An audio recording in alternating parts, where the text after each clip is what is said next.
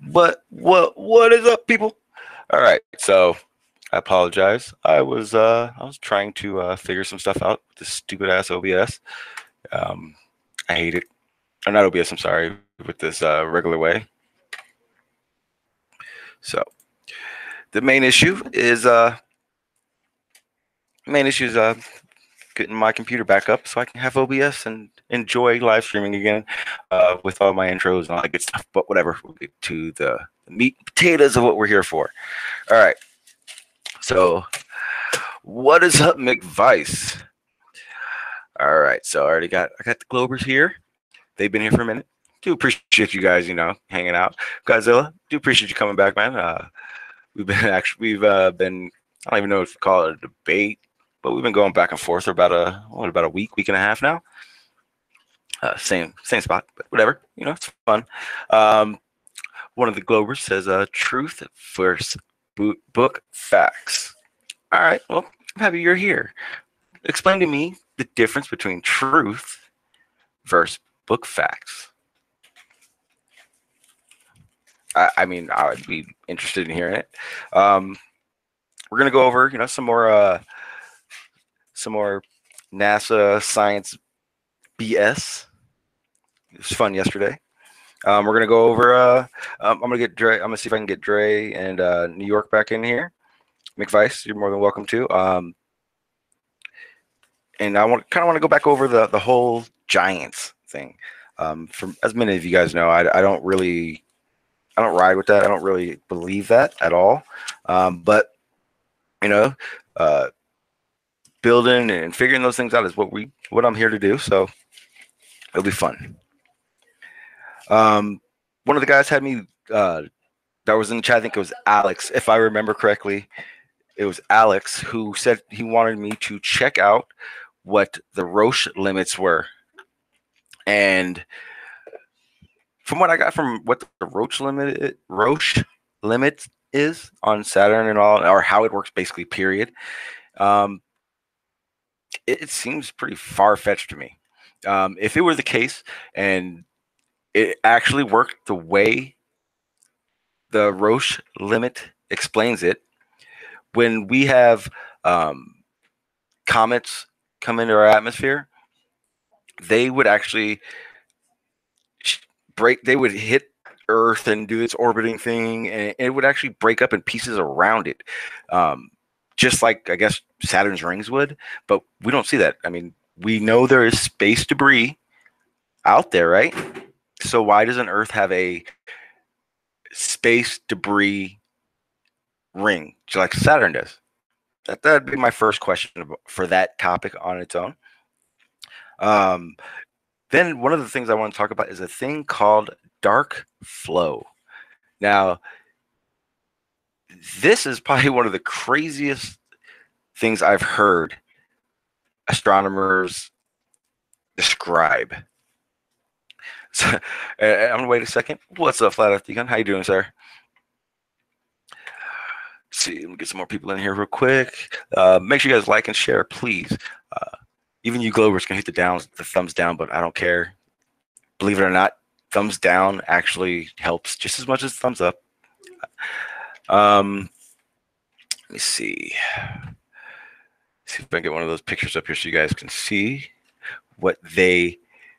Oh yeah, and that was a Ted. What's up, sir? Yeah, and yesterday it was so relieving when one of the Globers said that picture isn't real. It was like, well, duh. Like I said, it's coming from Globe site and Globe explanation. Of course, it's not real. Let's see if I can find this real quick for you guys. Luckily, I have my my dual screen up so I can maneuver around here a little bit better. So I'm pretty happy about that. So let me start off by letting you know what this. What's up? What's up, Nick? I always forget that's you, man. Damn. I think one of my streams, you were in the chat the whole time, and I literally was just talking to you like you were just some, person, a flat earther that came in. So good to see you back, man. Good to see you back. Let me see if I can find this real quick. Yeah, no worries, Ted. Just hang out, and I'll do the rest, my friend. So what I'm doing right now is I'm trying to find the image of dark flow, and it's not what you think, perverts. See, I think this may be it. Oh, and Ted, when you're cleaning that yard, put some fucking Slim Jims out there, man. Quit being so rude. Let me see. That was not what I wanted. My apologies. Right now, I'm trying to find the image. You know, I'll just Google it real quick. It'd probably be a little faster. Like I said, I'm not on my regular computer, so trying to figure, do the right path to get to where I'm going. It's just going to take me a second, so I do apologize for that. But we'll go dark flow. And I also, how you doing, Stephanie? And also, Glovers, you guys want to, especially, what was your name? That's another thing, people. Come on with these names that don't make any sense, and I gotta sit here. I'm not gonna sit here and figure it out. We're gonna call you Freetail. You didn't tell me what the difference between truth versus book facts are, because you do understand that book facts are made up. Book facts are stories. Stories change. What's up, Outsource? What's up, Adam? How you doing, sir? Right now, what I am doing is I am looking up a phenomenon that that astronomers in science call dark flow. Is it's a pretty what it does is, hang on, let me find this first so you can also at the same time I'll give you an idea of what it does.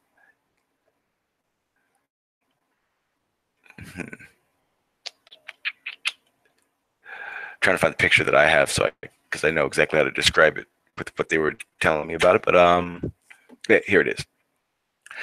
We'll use this one too. We'll use a couple of them because what it does is dark flow is this phenomenon that is in space.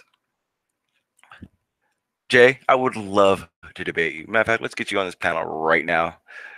So dark flow, what it is it's a phenomenon, a force that literally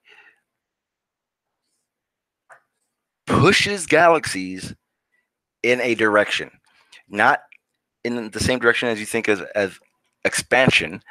It's so imagine the universe is going in all different directions, every single direction. This force has the ability to make a galaxy go in a separate direction. You hear that? You hear that? Sounds wonderful, right? So wonderful. They can't even they don't really understand it. They don't.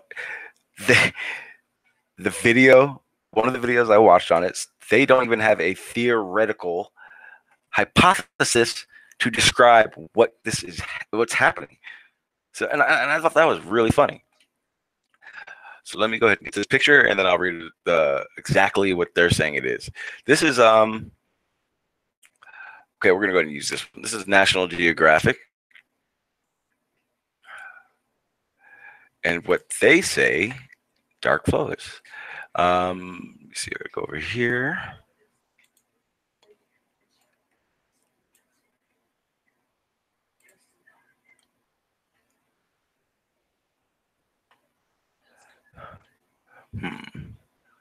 Okay, so here we go. Finally got it. Oh, Jay, I already sent that link out. Check your back check. And I'll get that link out right now to you too, Dre. I see you out there, buddy.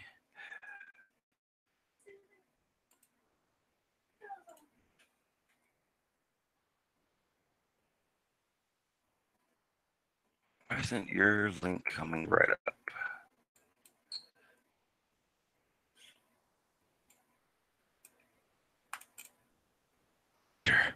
Okay, so there you go.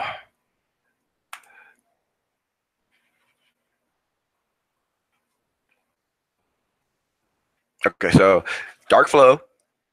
So I'm going to read the description that I got from it, so it'll make more sense than me just trying to explain it.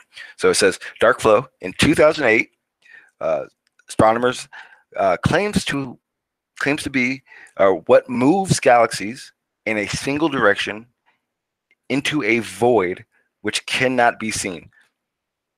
That is how they describe this thing. All right, so Dre, let me get you so they won't see you until I make it happen. Then we're gonna do the mic check because I'm on my headphones right now. In the chat, is he saying anything right now? Yeah, I'm on my headphones too.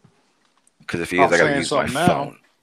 Okay, yeah, I'm gonna have to use my phone. I wasn't saying nothing before. I see you unmuted, and I'm assuming you're talking. But now I am talking. Yes. Can't hear you, so hang on one second. Let me go ahead and switch over to my speakers. That's very perceptive of you there, Sean G. Now I'm muting. All right, let's go ahead and try that. Dre, you there? Yes, I'm here. I'm here. All right, give me another second. I'm going to go ahead and... I'm there. Can you hear me? Can you hear me now? You must got Sprint.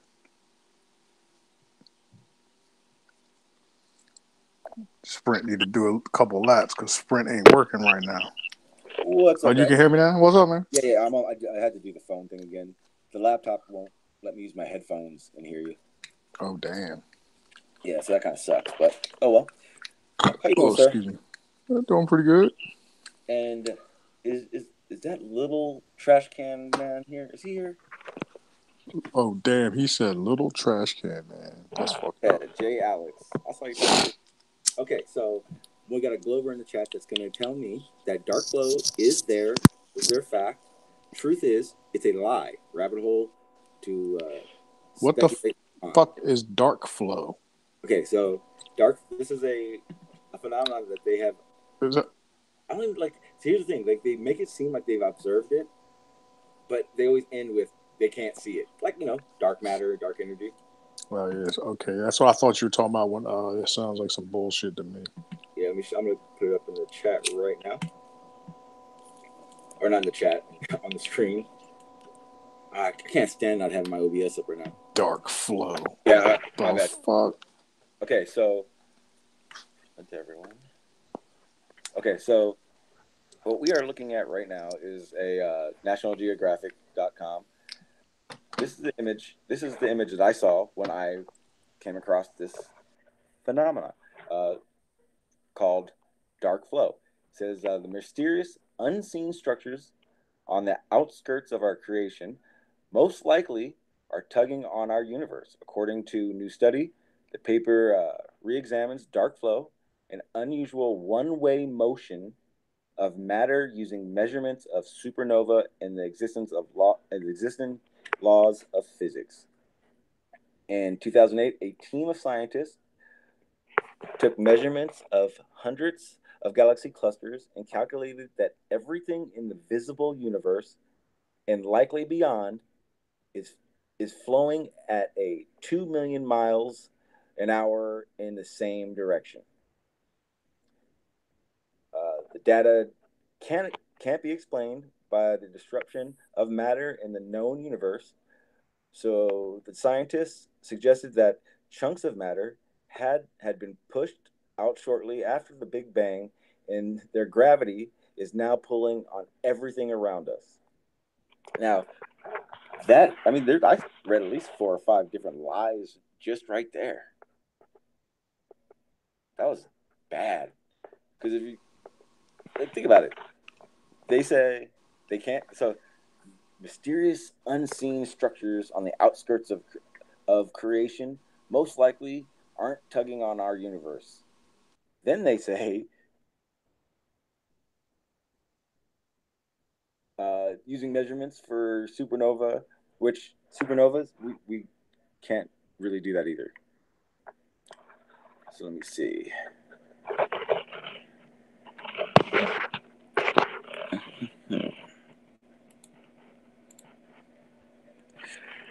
So, and then they go across saying measurements of hundreds of galaxy clusters and calculated that everything in the visible universe and likely beyond. Understand, people, 5%. They can only see 5% of the whole universe. Okay, let me go ahead. I just want to make sure. If that.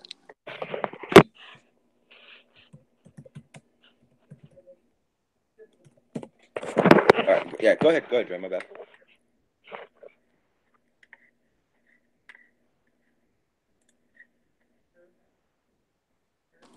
No, I wasn't saying nothing. I'm eating. Of course. Drinking. Good to be What's up? I said, of course you're eating. Good. It's good that you're back. Oh shit! Gotta eat. Yeah, I mean, I'm here and there. But you know what I mean? But you were hearing what I was saying, right? Like, Yeah, I think in that whole article, it kind of sounds like bullshit. And if there's any validity to it, which there's a possibility, just like everything else, there's probably some validity to it. They just fuck it up. They might be referring to like the tourist fields and shit like that. Maybe, I don't know, but it just sounds like bullshit. I heard you say something about it. It's got the ability to make a fucking galaxy reverse its direction or some shit. Like, yeah, it says. It says. Oh, that shit is fucking funny. It says where did I see it? Okay, it says the data can't be explained by the disruption of matter in the known universe. So the scientists suggested that chunks of matter had been pushed out shortly after the Big Bang, and their gravity is now pulling on everything around us. That when we talk about things that are going on, they're like, no, it's super weak, but it keeps all our planets where they are, and this is beautiful. It's just the things there to show us on a regular basis is insane.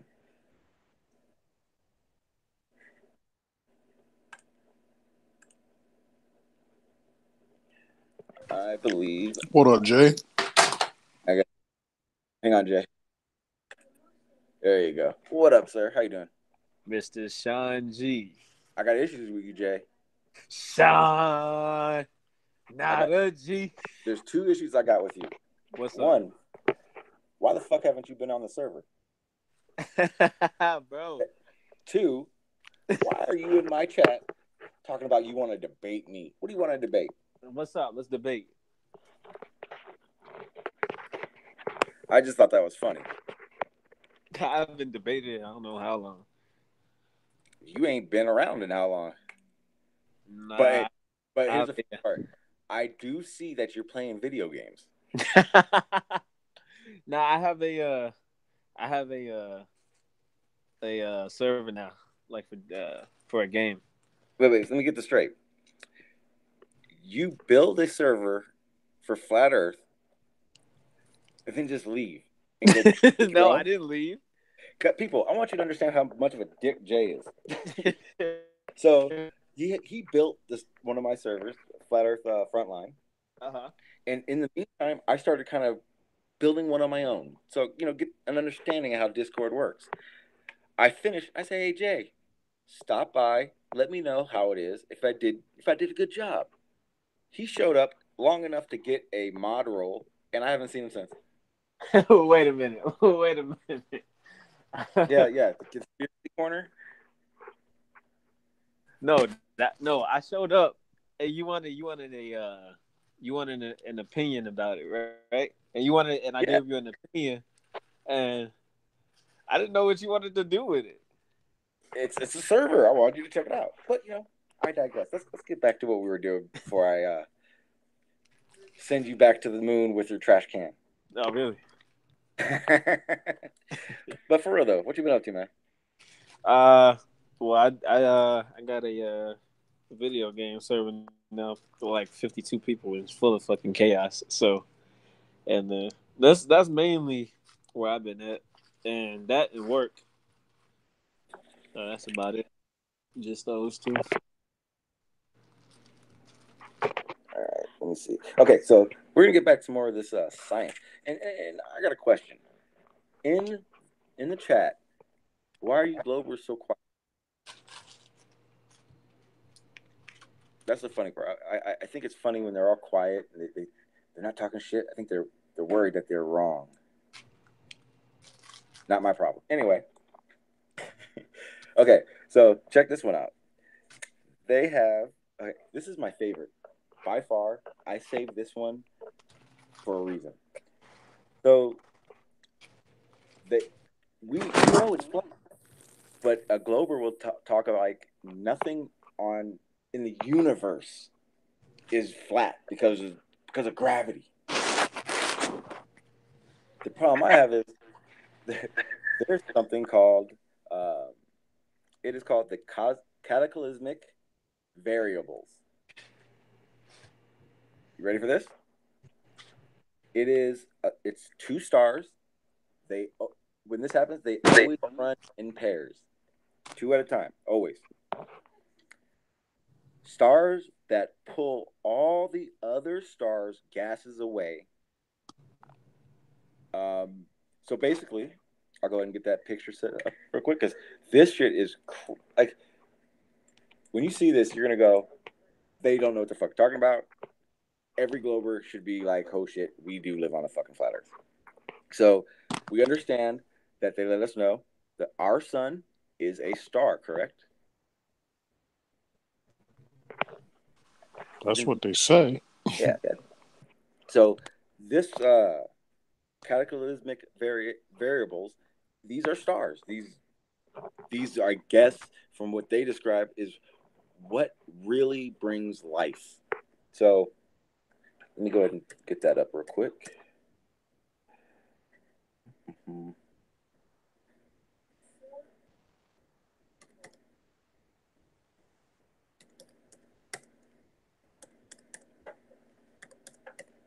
God, I gotta get my OBS back. I hate this shit.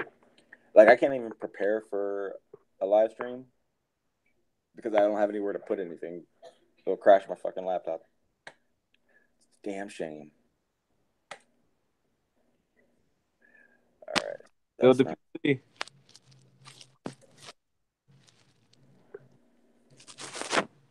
Yeah. Build the PC.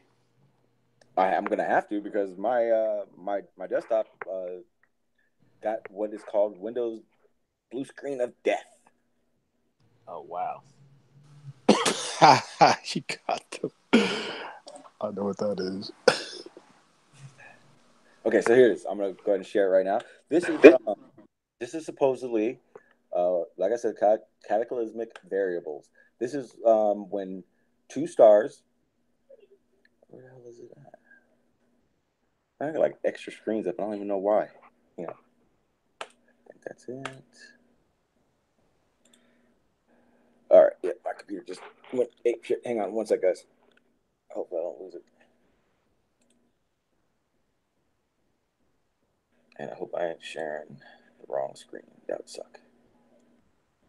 Okay, so I'm not sure if you guys can see it, but this is a cataclysmic variable that produces a supernova. What it is two stars that run in a pair. One of the stars is considered the white dwarf, and they consider the second star of the pair that is the donor. What happens is the white dwarf star, the acceleration disk, pulls gases, the matter from the second star, literally pulls it out from it. The effect that you get is then a flat star. It's an accretion disk, not an acceleration disk. Well, they call it an acceleration disk. Is it? Is that what it says? Hmm? It says acceleration? Yeah. So the donor star is it says composition star. So then you go to the white dwarf star, and it's showing the red ring around it says acceleration disk, and then at the bottom okay. it says hotspot. It says a binary star system called a cataclysmic variables compress a damn. Oh, I see it stellar, now. I see the yeah, picture. known as a white dwarf and a large composition star that orbit each other in close proximity. Hydrogen-rich gas is transferred from the composition star to the white dwarf star in this process called acceleration. The gas accumulates around the white dwarf, forming an accretion disk. Okay, so the disk itself is the accretion disk. Right. I see. That's what I thought they were talking about the first. Okay. Yeah. So then a high temperature region called a hotspot is created by interactions between matter from the composition star in the disk. The gas is eventually deposited on the white dwarf surface and increases the temperature and pressure until it explosively ejected, an event known as a nova. So it's not quite a supernova, but it's a nova. And that sounds so fantastic. Like, everything I've been reading on it, everything talks like here at the last sentence. Such systems have strong magnetic fields that alter the acceleration flow by channeling gas toward the white dwarf magnetic pole. This like fuck gravity. If anything, this all has to do with magnetic fields. If anything, I couldn't imagine it being anything else.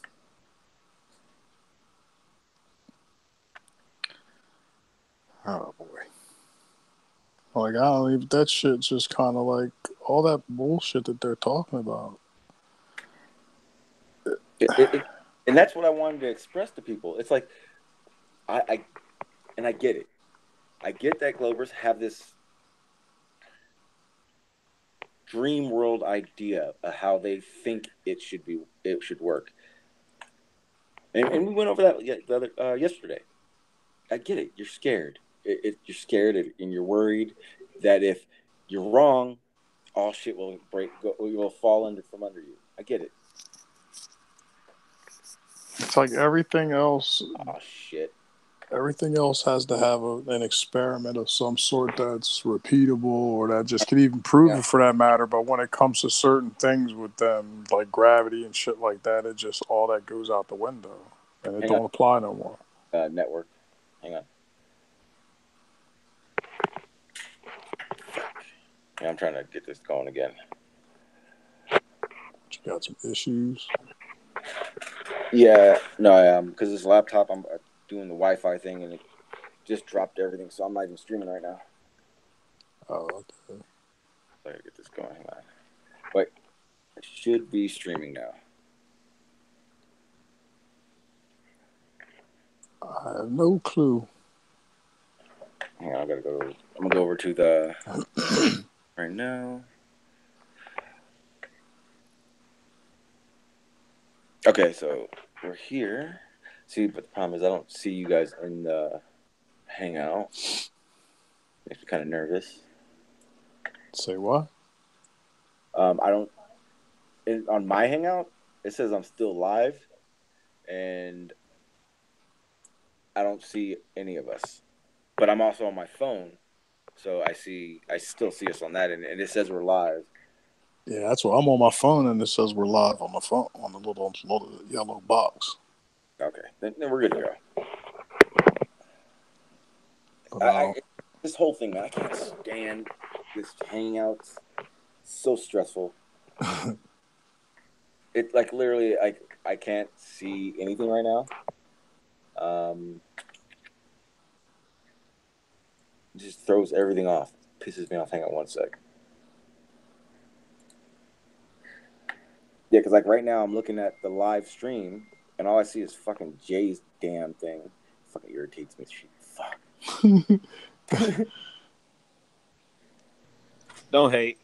Yes, yeah. Don't hate. Okay, let me see if this will work. I gotta turn down. And I apologize if there's for what? Chat.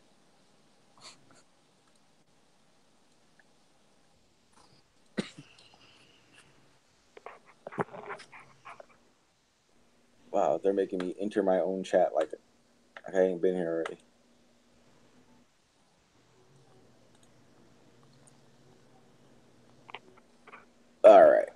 All right, see everybody. We're good to go on that end. Oh, midget join. What did you just say? I'm gonna pretend I didn't hear you through the walls of your trash can.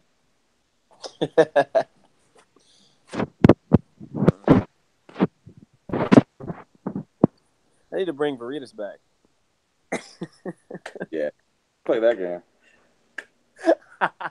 You do that. Hey, different story now, Jay. Oh, no, it's not. Same story. I know what's up now. It's the same story. Okay, so I'm turning down my bandwidth, so it'll be a fun. Man, that'll be good. All right, so back to what I was saying. So, let me see. There we go. So, like I was saying, I think I don't understand how flat earthers, all the globers want to say how stupid we are, but how are we finding all these holes, all these bullshit things that are happening, and they can't? That's what puzzles the shit out of me. I think they can. They just choose not to. They just choose to ignore it. How? How do you ignore something like all these variables in space? Like, do they not read through the whole thing? Because they would, like, every fucking situation, all you see is we don't know, we can't see, we think. Like, it's like, where are you guys getting your evidence?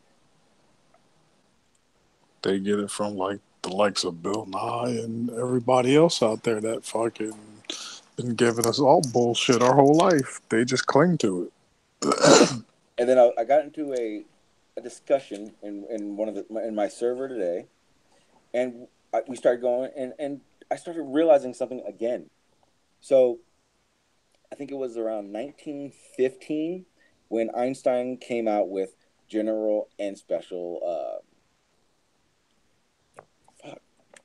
brain fart like a motherfucker, relativity, right? And I asked the guy, I said, when he came up with these theories, he was looking into space because obviously his whole time delineation, all that crap.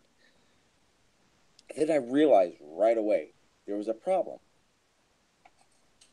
The way he described the universe to work was from the Big Bang, in that the universe at some point, whether it's in our lifetime or not, would come to a stop.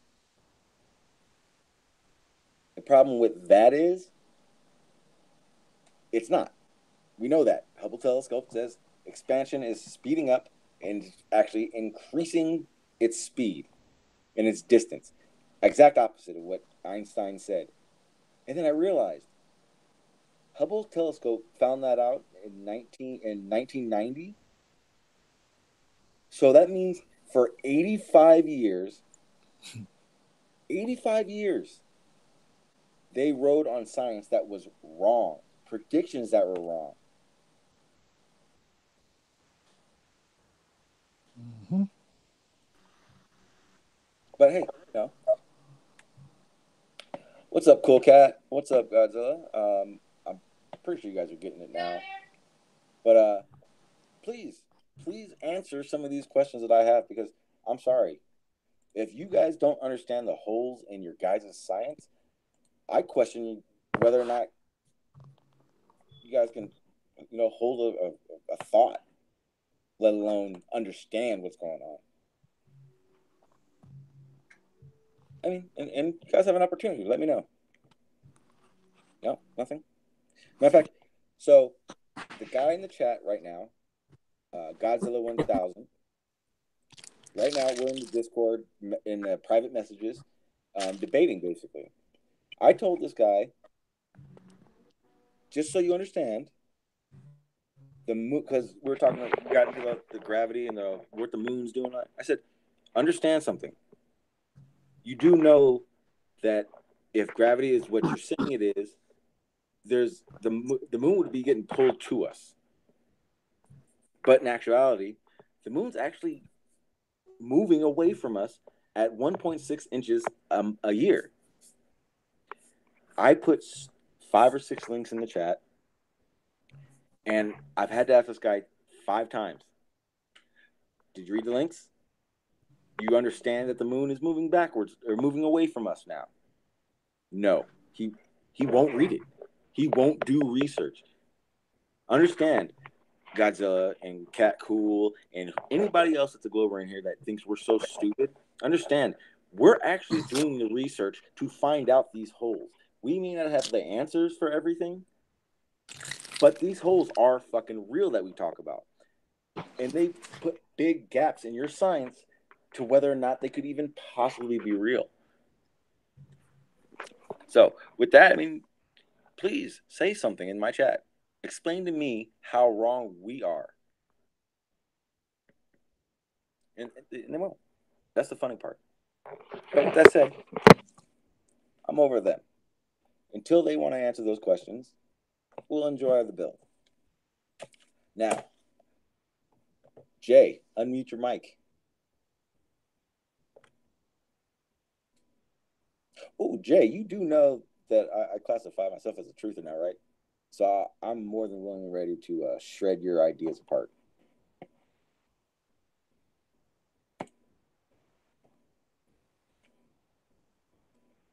You there?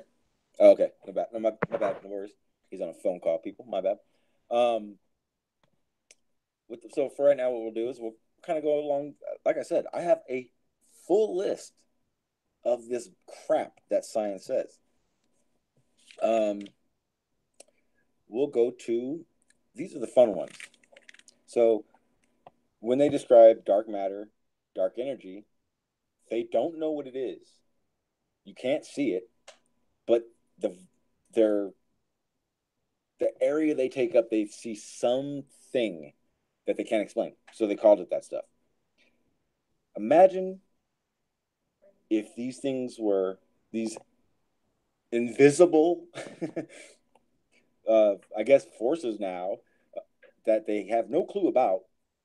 If I told you these things, there were things in the universe that were 1.8 billion 1.8 billion light years big. Really? You guys really ride with that shit?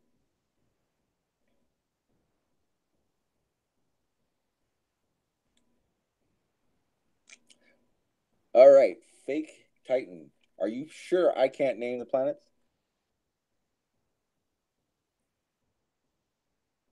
Because as far as I'm concerned, if you were so confident in what you know, I would think that you would say something about it.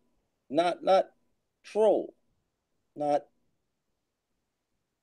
make yourself look stupid, really. Because now you don't even get an opportunity to talk because you decided to be a fool. So, like I was saying, there is another something out there that science has claimed, and it's called actually I went over that one, or I think I did. I'll go over it again though. Eridanus. Eridanus is a void of nothing. No matter, no nothing, they say. And it's 1.8 billion light years of pure nothing. This is what they say. And it's 3 billion light years from the Milky Way. Really? That sounds like some shit you tell. My bad, what I missed? No. I'm just going over some more of this bullshit. Okay. So you're gonna like this. It's called Eridanus. It's nothing, right? You're like, what? Nothing. It's 1.8 billion light years of pure nothing. Wait.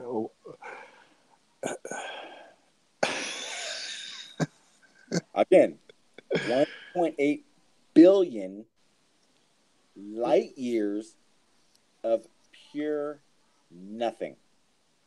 And they noticed because they observed nothing. like seriously, Yes. this is something they put in print. Yes, it is, and Eridanus became the largest because there's another one. But Oh my is god! the largest area of nothing, and it's 3 billion light years from our Milky Way. I don't believe them. Really? Why not? Because you can't verify. There's nothing there to verify. What the, Yep. what Okay. the fuck? Here's the That's second. so There's another stupid. one. It says this is the second largest void after Eridanus. The description they give is there's no matter, no dark matter, no black holes. Now here's the kicker to these voids. They know they're not black holes because they see light traveling through them. Oh my goodness. So what is the source of light that they're claiming, or do they not even say? No. You can see through them basically. They're not like, so. Imagine what they say a black hole is, Right. but you can't see any light inside a black hole. You know, even when they draw the picture, you can't see light. Right. Well, these things, there's supposedly light's able to travel through it still. And what is it? Is it supposed? It's nothing. It's a whole, it looks like a whole space. Oh, it's a nothing hole. It's nothing. A whole lot of nothing. Yeah. So remember, they look into the universe right now. They look into the universe. Oh my god. And they see these areas, and they call it dark matter and dark energy. Remember, they can't see dark matter, dark energy. Correct? Yeah. Yeah. Well, they got shit they can't see further out, and they say there's nothing there.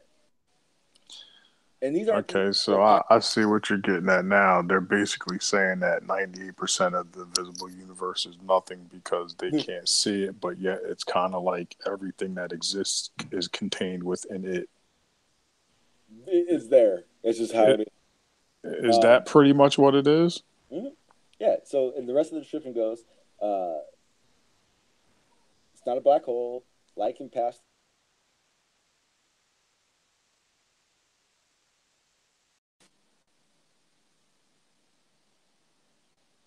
Yo, can you hear me?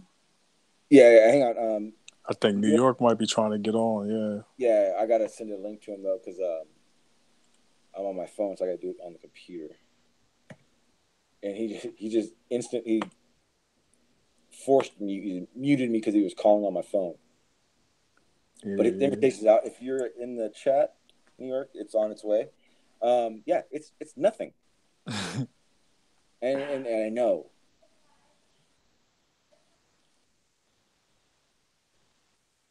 So it's a mind trip, man. This kind of seems like a fucking weird episode of Seinfeld. Sit here, just talk about nothing. You just wait. That's all you do. Oh shit! I mean, look, yo, it's just kind of funny that they would actually say something like that. That there's like some billion whatever of light years worth of nothing, but yet they've observed absolutely nothing.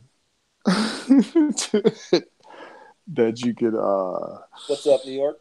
You know, that's crazy. Yeah, insane. New York, did you hear what we were just talking about?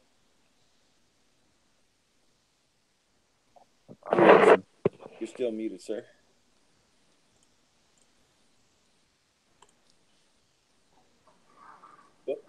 Yeah, so that in a nutshell, nothing. That we're told that there's things out there we can't see.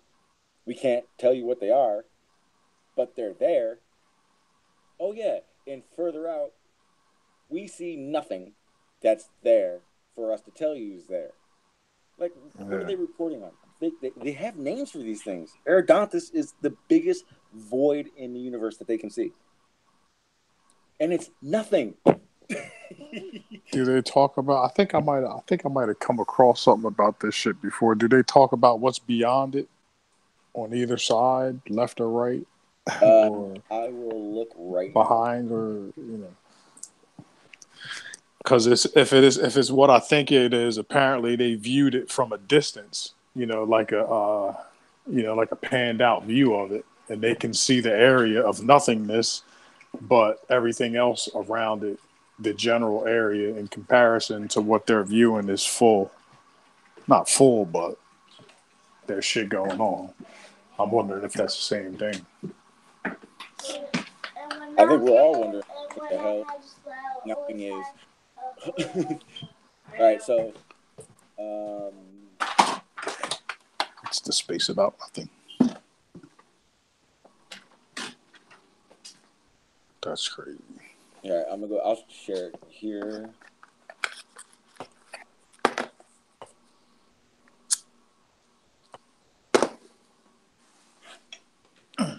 Okay, so this is one of the void. This is another void. I don't know if it's the one we were just talking about. Okay. Yeah. So Actually, this is okay. Yeah. So astronomers say the largest void in the universe could reveal alternative realities. And Globers in the chat, I want to remind you, this isn't a flat Earth site, and we're trying to spread bullshit. This is your guys' shit. So here we go. It says it's called the cold spot, an unusual cool region in the background radiation that has lingered throughout the universe since just after the Big Bang. The radiation blanket is called the cosmic microwave background, and while it's full of subtle temperatures variations, the cold spot has nothingness remained a frigid mystery to scientists who haven't been able to explain just why these one spot is consistently colder than in the surrounding area. See, this is like even a different this is a different void. This isn't even the void we were talking about. Yeah, can you scroll up and show that picture a little bit? Yeah. And see, I don't even understand what we're looking at. Okay, now my question, well, what it is, you don't know what that is, you're saying? Is that the visible area of the universe? Is that Yeah, I mean, from what I can understand, this is everything that they can see. Or this is almost even how they see it too. They don't see, Well, see, the thing about these images like this shit here is everything that they fucking do, they basically just collect what would be data, and then they interpret it artistically in some way. So that data doesn't necessarily look the way that they're presenting it. You know what I mean? It's just their interpretation of the data. So it doesn't necessarily, whatever the fuck it is supposed to be, doesn't necessarily look that way. But they're claiming that this is basically a snapshot of the visible universe, right? yes. So from left to right and from up to down, that's basically the entire visible universe. But here, this is another one of those things. If you can get that type of a data, which basically they turned into an infrared image, kind of like a temperature variation type thing, so it kind of seems like it's an infrared image. If you can get an image of the entire fucking visible galaxy, how come you can't get a fucking image of Earth in any spectrum, whether it's X-ray, infrared, fucking regular light, ultraviolet, whatever the case may be? So just for that simple fact alone, along with the fact that they got a live stream of the sun, which is like 1,000,000 times bigger than the fucking Earth, and we still don't have a live stream of the Earth or a real photo that's not composite and stitched together by so-called repeated flybys. They can kiss my ass, and all that shit is fake. I don't give a fuck what they trying to show me.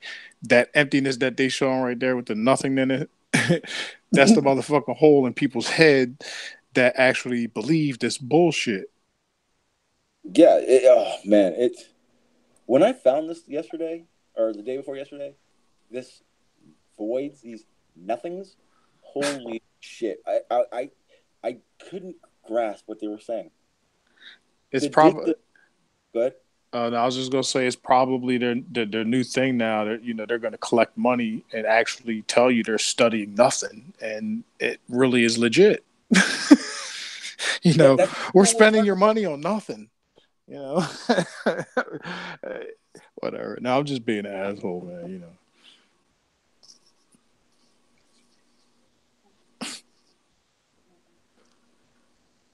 Okay, so here's another one. It's from the dailygalaxy.com. And there are people in the chat. I'm trying to keep myself in the chat, so I know what you guys are saying. I do apologize. Flat Earth Megan says, I want to know how the camera guy got to the moon first and then filmed. That's bullshit. We got, because Burbank has Uber. Jake says, do I read chat? I'm obviously reading the chat now. What's up, Test Vessel? Cinema 4D. You got issues, dude. This guy has been trolling my the comments after the videos, the upload part. He said, Earth is 2D. I didn't even respond. I couldn't. What's up, Bo? Bo knows. How you doing, sir? Okay, you're in Discord. Cool. Welcome, my friend. Hey, I'd watch out. Bo don't play.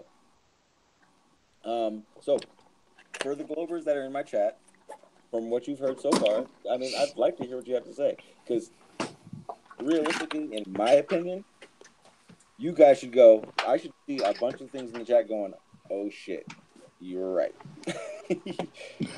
Some shit is going down.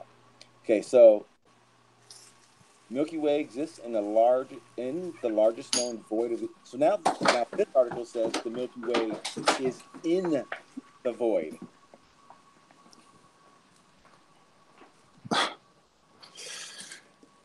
Oh boy. Oh, okay. Hey, what's up, Jake? My bad. How many, man? You gotta stop getting sock accounts, because you do understand that my mods don't know you.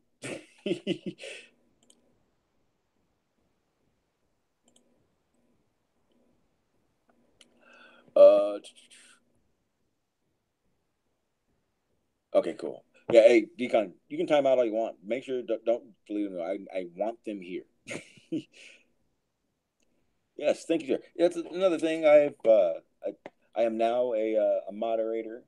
They call it helper, but it's basically a mod on another server. Eventually, I'll be a moderator on so many servers I won't have time to do anything. But that's fine. Where are we at? So, Jake, tell me from what you've heard. I mean, Flat Earth, you can ban. You know when to ban people, but I can take a little bit. I want them to realize how stupid they sound. Then you can ban them after that. Cinema 4D says, I study quantum mechanics, you caveman. You study quantum mechanics, and you literally put in one of my chat areas, Earth is 2D. When he says he studies quantum mechanics, I wonder if that means he jerks off on a regular basis. In small strokes. Really small strokes. He hits the climax. Remember, really, really small strokes, guys. Nothing big. Yeah. Here's the thing.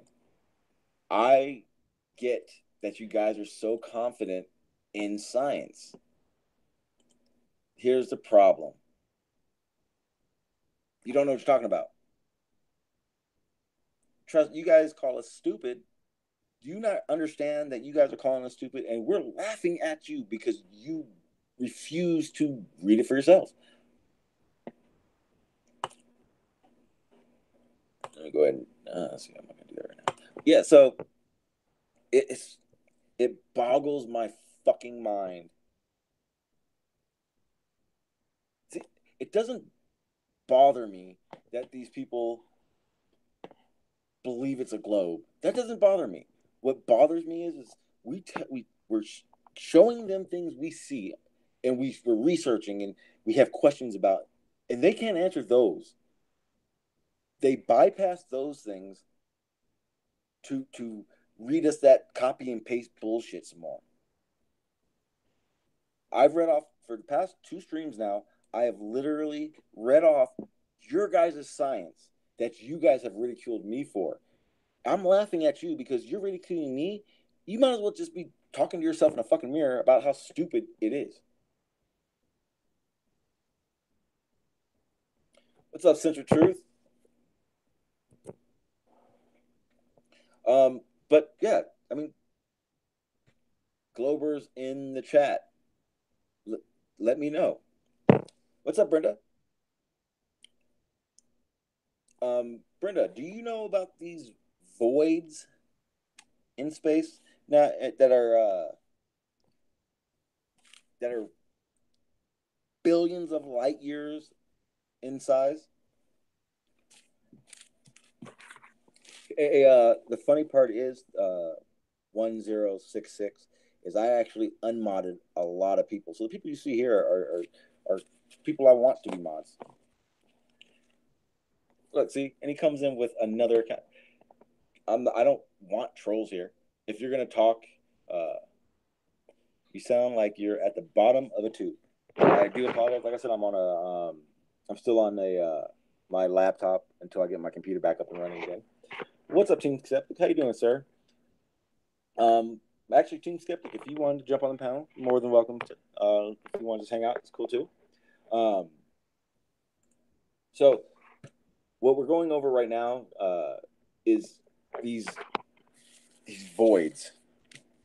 I'm gonna go over them again because now there are a couple people in the chat that I know will respond, and they're not here trolling. Nobody, or actually, I'll make sure. Team Skeptic is insanely respectful to me. So I want everyone to give him the same respect that he gives me. So he is more than welcome here. So let me get the notes back in front of me, team.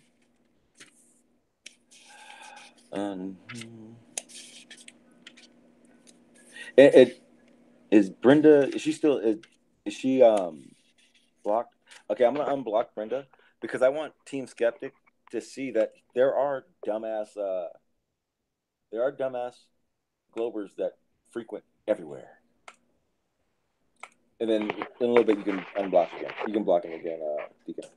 So what we're looking at is these voids. Like I was saying, it is called. I'm sorry, I put the notes away like an asshole, so I gotta look them again.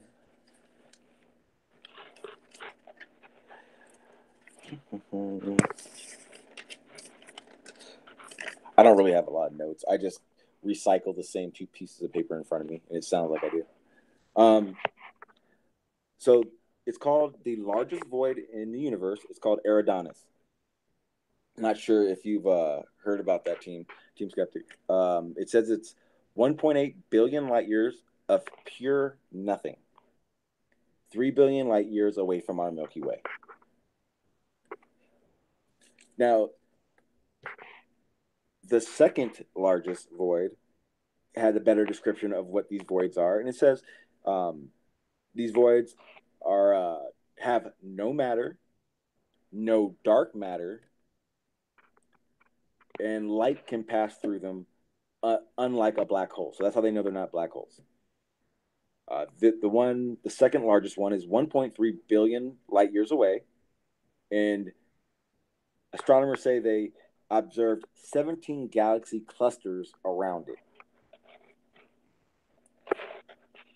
And there's nothing about that I can believe. Nothing. Let's see if I can have you on your team, because I know you're a talker. You'll jump on. Nope.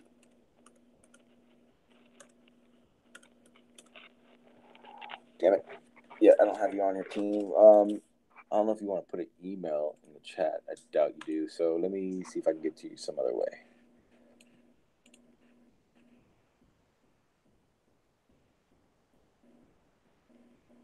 Okay. Let me see. Okay, yeah. I'll send you the hangout. Probably in another hangout. Okay, Discord. Yeah, no problem. I'll do that. And here's the thing. So I'm not sure if anybody on the panel or a lot of people in the chat know who Team Skeptic is. Team Skeptic is an asshole, complete dickhead. He takes flat earthers videos and he just is an asshole. Somehow on live streams though, he mellows himself out and he is very respectful there. But I Team Skeptic, I do issue you a challenge. I would like you to kind of go through some of my stuff, and I'd like to see what you can come up with my material, my content, because I don't think I'd come up with holograms that float and take down buildings and shit. I don't do that, obviously. Okay, so Brenda says, what do voids have to do with flat? It has a lot to do with it, Brenda. It has everything to do with what you know based on what science has told you, because we've already established yesterday you don't look through telescope. You haven't been to an observatory and looked through a telescope. We've already made it very clear that you're not a scientist who ever goes to a lab, so you obviously do listen to these people that tell us this bullshit.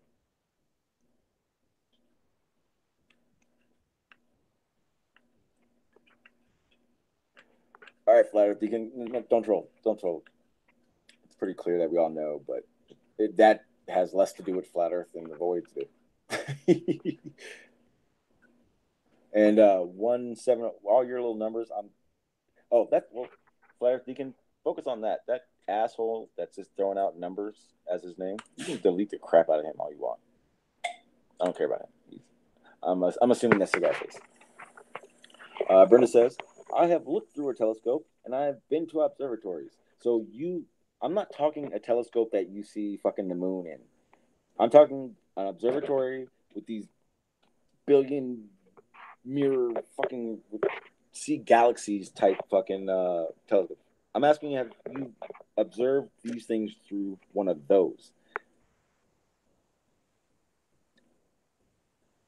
And Brenda, remember, you're always welcome on my panel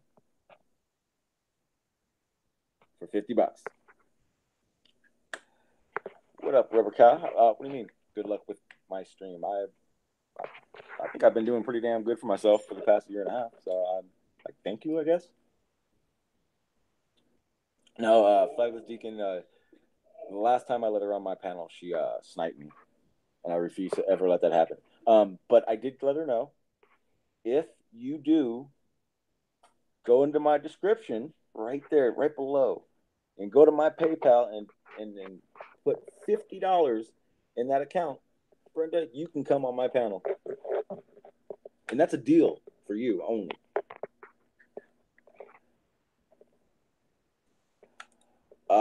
So the guy in the chat with the numbers is either Cigar Face, who is actually more creative, but I'm guessing that's Captain Bullshit right there.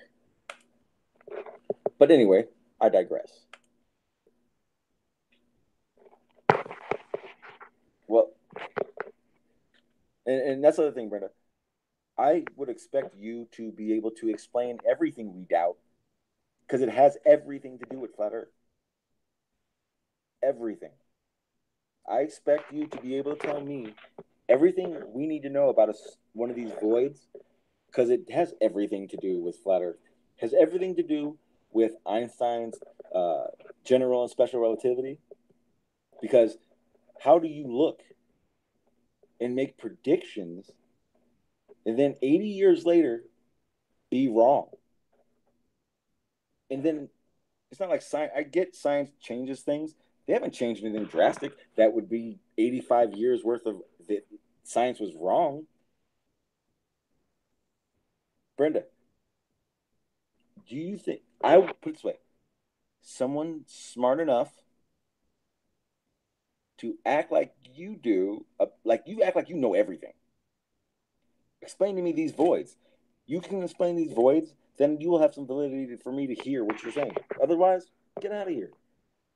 You want to come on my panel? You know what you got to do. Okay, cool.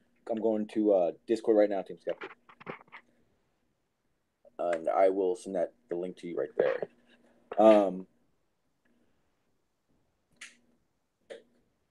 Okay, now here's the other side of things. Flat Earth, man, there is space. I mean, what's up there? And I know, a lot of people say water. I'm sorry, it's not water. We don't observe, when you look up, you don't observe the same thing as when you look down into water. Not even close. I gotta kind of disagree with that. Only because, and I've seen this for myself with my camera, when you look at a star, it actually looks like a light, but it's covered with water or something.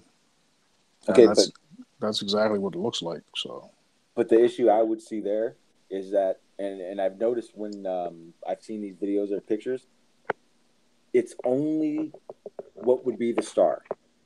The ripples and how it works isn't on the outsides, though. well, you would only be able to see it at the star anyway, because that's the source of light. But that's You the other know, thing. That's not the source of light. That is the light that the source is emitting. well, I'm just saying, when you look into the sky, or whatever you want to call it, and you observe that phenomena where it looks like a light source that's covered by water. When I say that, it just means that there's a point of light, and then you can see ripples that literally look like ripples on any water surface that you would disturb down here. That type of effect. Like, if you've ever, like, I have an above ground pool, and like I'll lean over it, and you don't really see any disturbances on the top of the water, but you'll see all these fucking shadows at the bottom of the pool, because it's only about 5 foot deep or so. You know what I mean? And But it's you, kind of, but you but see that that's, throughout the whole thing, don't you? what's that? But you see those ripples throughout the whole pool. Yeah, because the whole pool is illuminated. Now, that's what I was saying. Now, when we're viewing these light sources, which we call stars from Earth, you can only see the ripples in the area that is illuminated, which would be the star. Now, I'm not saying that that's what it is, but I'm just saying that it appears to me, like, regardless of whether they say that the water's above, it's literal or whatever the case may be. I know personally, from experience personally, and I got photos and videos that say or show, when you look at a fucking star, it literally looks like somebody's holding an LED, but it's behind the surface of water, and you can see ripples and shit like that. That's all I'm saying. Hey, hang on one sec. Hey, That's why I Nick, disagree. don't only ban them if they're if they're out of control. Otherwise, you can time them out. But I want them here because I want them to understand what they believe is crap. I want to see if they can say something that would have some kind of validity to what they're trying to say. I apologize. Jay. But Nah, you good. I'm just saying that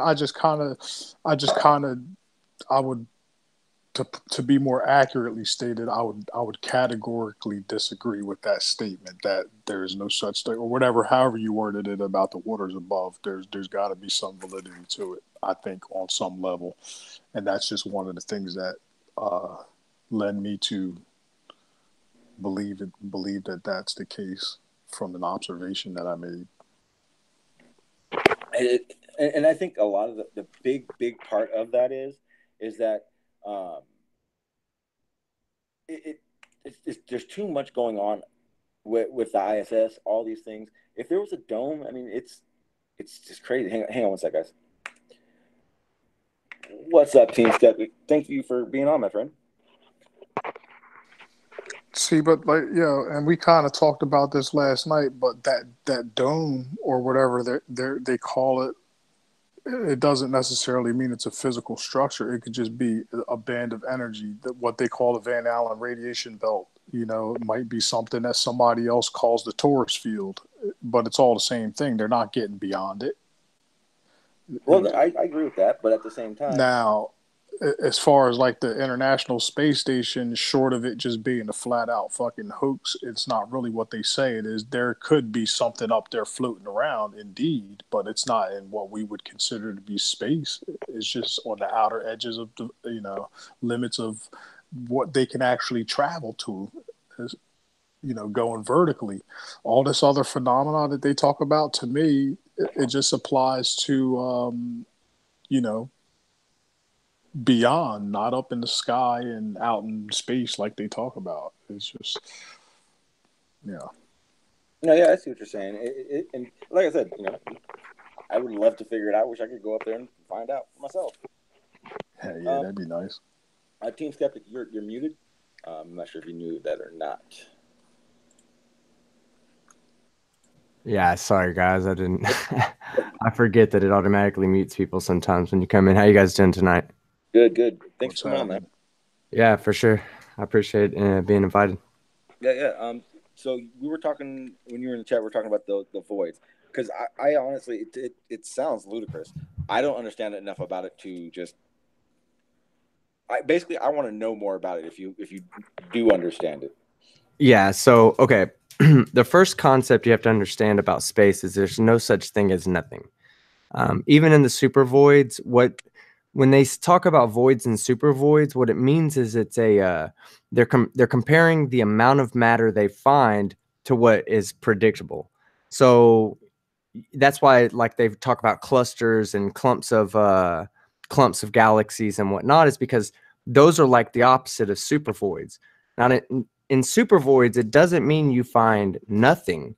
It just means that you find extremely lower amounts of stars and galaxies, and even the galaxies that are within the super voids have less stars in them than the average galaxies of their size and their average galaxy types. We do see things in there. It's relatively nothing compared to what we expect to see. Where maybe we expect to see 100 million galaxies, we see 10,000 galaxies. Why do they, like, because where was it? The Eridanus one didn't say it, but I guess the largest one that they had seen prior to discovering that one literally said it was that it had no matter, no dark matter, but it didn't make sense because it does say it's not like a black hole because light can pass through it. That makes it impossible to be nothing then, right? Well, the other thing is well, okay, so if you look as per the standard heliocentric model, we have dark energy that is an expansive force. So where you have a lack of God, I'm about to try to explain this how I learned it in astronomy in college, but it's going to be kind of hard. Okay, so everywhere in space, you have space that wants to push away.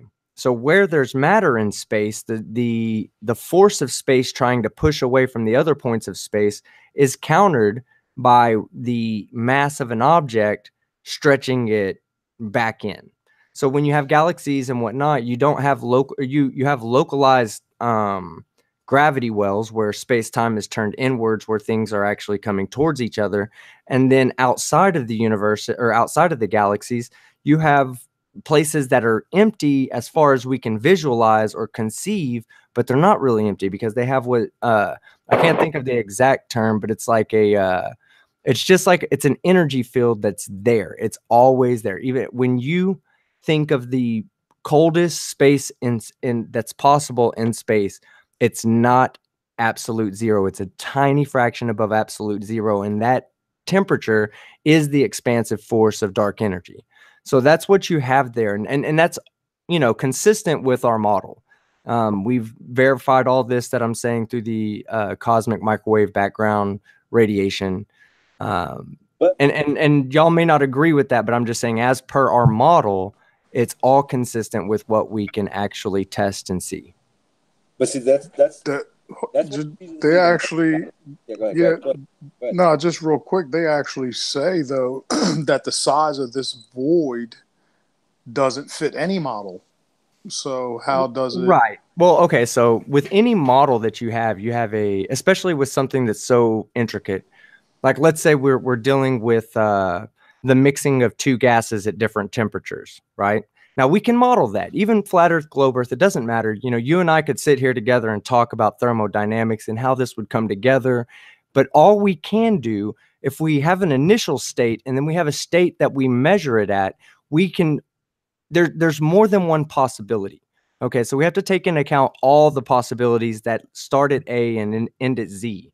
So even though we can't explain it with how our model is set, we don't take into account the chaos, the uncertainty of the events, the uncertainty of the thermodynamics, the uncertainty of how energy was displaced during the Big Bang. If it was all completely uniform, then we really wouldn't be able to have any gravity anywhere, because everything would be spaced out so evenly that it's pulling on each other with the same forces that something else is pulling on it, you know? So it's like, it's very evenly distributed. But see, what we found out, at least through our model, when I say we found out, I'm talking about the conventional science paradigm here. So what we found out is that it wasn't all clumped together. It wasn't all, I'm sorry, it wasn't all evenly spaced. There were portions of it that were slightly more dense. Well, if we're only working with 100 marbles, let's say, and we want to space them out evenly on the floor, and we take 6 marbles and we put them closer together. Well, when we put those 6 marbles closer together, we actually create voids. So the simple fact that there was matter that was able to clump up would mean that there was, you know, especially at the beginning, once a void started, then it can, if it started from the beginning and it never, you know, accumulated matter inside of the void, then it's just going to continue to grow, because matter attracts each other. They pull each other towards, especially localized. But see, what you're saying though would make me assume that everything has its forces and its direction based on gravity and whatnot. But the fact that everything's expanding faster, increasing, doesn't that kind of throw everything off then? That's that chaos you're talking about. Well, okay, so when you have an explosion, okay, let's say you have you put dynamite inside of a mountain and you blow dynamite out of it, or you blow a chunk of the mountain outside of the mountain. Well, there's matter. The energy is still pushing the matter. So that's how our universe is. We're all expanding. See, there's an expansive force that occurred when the Big Bang happened, and everything started expanding at a rapid pace. And this is very analogous to blowing up a balloon and having points across the balloon. As you blow it up, all points are getting further and further away from all other points. And if you could model that all the way through in 3 dimensions and mark all the points inside the balloon, you would also notice that all those points are also getting further and further away from all other points as well. So we have this general expansion that's at the micro or at the macro level. And then when we consider our galaxy, our personal galaxy in relationship to the size of the universe would be considered at the micro level. So that's where you have your localized gravity, where things actually, they're actually attracted to each other at a stronger force than the expansion force of the points of space-time between them. So you'll have collapse instead of expansion, but those galaxies are still expanding away from each other. You know, and when you go ahead, I'm sorry. So what has the power to make one galaxy go against all of that force and go in the opposite direction? Like, well, the force of expansion is not that much right now. Like when they talk about things that are expanding away from us faster than the speed of light, for instance, like, well, they say there's points on further beyond what we can see that we'll never be able to see again, because they're already expanding faster than the speed of light. So this expansion. Wait. What? Yeah. I from I thought nothing was faster than the speed of light. As far as No, it's relative. It's not really expanding. It's just like if you and I were driving at 3/4 of the speed of light in opposite directions, then to me and you, we would appear that we were driving faster than the speed of light to each other. Yeah, but the reason it's not is because they don't see light past their what they can observe, basically. Yeah, the observation horizon, I believe, is what it's called. Yeah, or event horizon. Is it? I think I know. It's either it might be particle horizon actually. Yeah, when you're talking about it's 46 billion light years to each side of us. But but that's my major issue that I have with space. We can't see, like in my analogy. I use this analogy a lot. Let me tell you something. If someone, hang on. If a cop shines a mad light in your eyes, you no longer can see where that cop is. You obviously have to go to the side, go under, or whatever to be able to see that. A star is that. Right. You see what is making that quote unquote light. So how could you at all perceive how far it is? Okay. And I can explain this one for you real easy. Okay. So, and I'll use your example. Let's say the cop was shining a light at you and you had a prism on you. Now you don't need to know how far that cop is. You can take the prism, you can, break the light down to its constituent parts. This is a spectral absorption, I believe, at this point. And you would see the absorption lines throughout the I can't think. The rainbow. You know what I'm saying? With the prism breaks the parts up into the colors. You would see those lines, so you could determine what the flashlight was made of. All right, and so then once you know what the flashlight is made of, you can see how far offset it is from where it's supposed to be. So now when you see that, let's say hydrogen emission lines are slightly offset a certain distance, then you can use a calculation to see what the calculated redshift is. And that describes how far away that thing is and how fast it's moving in the opposite direction. But isn't redshift that, the red, I think it's red, white, green, or blue, isn't that just a interpretation of what they want it to be? No, it's just like the Doppler effect. It's not the Doppler effect because you're not getting, like, let's say you had a star in a galaxy really far away and it was spinning close to the black hole. Well, that galaxy is expanding faster than the rate that star is spinning. So even though you'll see a slightly less redshift from that single star that's moving towards you and then away from you and then towards you and then away from you completely across the galaxy, that whole galaxy is shifting further away, that it would still appear in the redshift spectrum, even though there's times when it's moving towards you. Okay, I think I kind of have an idea what you're saying. Now, over the past 2-3 days, this has been like a real brain fuck for me. So Einstein's general and special relativity, it was his observations of these stars and how things work in space compared to us and everything, right? Yeah. A little bit. And well, you know me, in layman's terms, basically. Yeah. No. Okay. Yeah. In layman's terms, yes, that's a fairly accurate representation of general and special relativity. Okay. So, but what happened is in 1990, Hubble changed everything, basically. Yeah, with his observations of redshift, I believe what he made, right? Yeah. Okay. So between 1990 and 1915, that's what, 75, it's 80 years, 85 years. How come science didn't change massively overall because of that? Well, that really just confirmed what Lemaitre, I believe, had already presupposed. Well, had already presented. He wasn't really presupposing it because at the time it was still a very religious driven science. So, he proposed it, but he didn't say this is going to be for sure. He just said, this is what I think is going to happen. This is what we're going to find. I'm not sure if he ever did any redshift tests or not. I mean, I personally don't know too much about Lemaitre's his scientific works. I know that he's kind of responsible for the term the Big Bang. but I think his idea of it was a little bit more generalized than what our current hypothesis is for the Big Bang. Because to me, that would mean like the speed of light, all the distances that everyone like, because like that's the thing. It's like everyone's like, well, we've known the Earth is a globe for thousands and thousands of years, but I mean, if Einstein was wrong, then for thousands and thousands of years, they've been wrong. Well, okay, so Hubble, okay, so Hubble really did. There's a couple of things out there that that you can do. Everything that is determining speed and distances is very, very calculatable and very scientific. First off, we have the standard candles. Do you know what those are? Yes, I know. Okay, so that's how we can determine distance.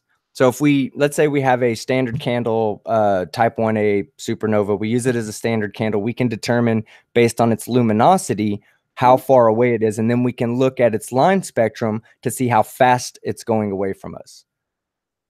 Okay. Because the line spectrum will be shifted by, you can look at the line shift and see how far it's shifted out of phase, and that's how you can calculate how fast it's moving away from you relative to your speed.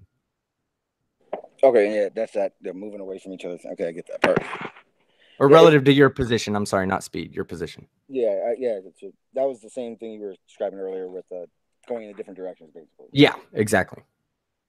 Yeah, it's and I understand what you're saying, and it makes sense in a keep it smooth idea of it, but the biggest issue I have, like I said, the 80 years, the guy you were saying, I don't think he didn't get very much credit for shit, right? Because I think he's just credited pretty much for the coining the term Big Bang and having the first really really like scientific like I can't remember. Southern Israelite told me who the original person was 2,500 years ago that came up with the Big Bang idea. But I think Lemaitre was the first one who tried to explain it scientifically based on what we already knew at the time, which I'm pretty sure he was definitely like no earlier than 1940. I mean, no later than 1940. I don't know exactly. Like I said, I'm not very familiar with Lemaitre, but he just coined that term. It was actually the discovery of the redshift that verified what we thought was going to be there. We actually looked for it. There were people who said, look, if this model is correct, this is what we should see. And that's what we find when we look at that, when we look at distant galaxies. But you're saying after Hubble? Since Hubble, yeah. Yeah, and there's not really much else that you can do with that other than the only real thing that we can do these days with astronomy moving forward is like learning more about black holes, learning more about the mechanics around black holes, trying to find a connection between general relativity and quantum mechanics and special relativity and quantum mechanics. We need to find these are the things that astronomers and astrophysicists are trying to learn now, is how to use space as a learning tool for us. Right now, we can't really do too much because we can't go to the stars.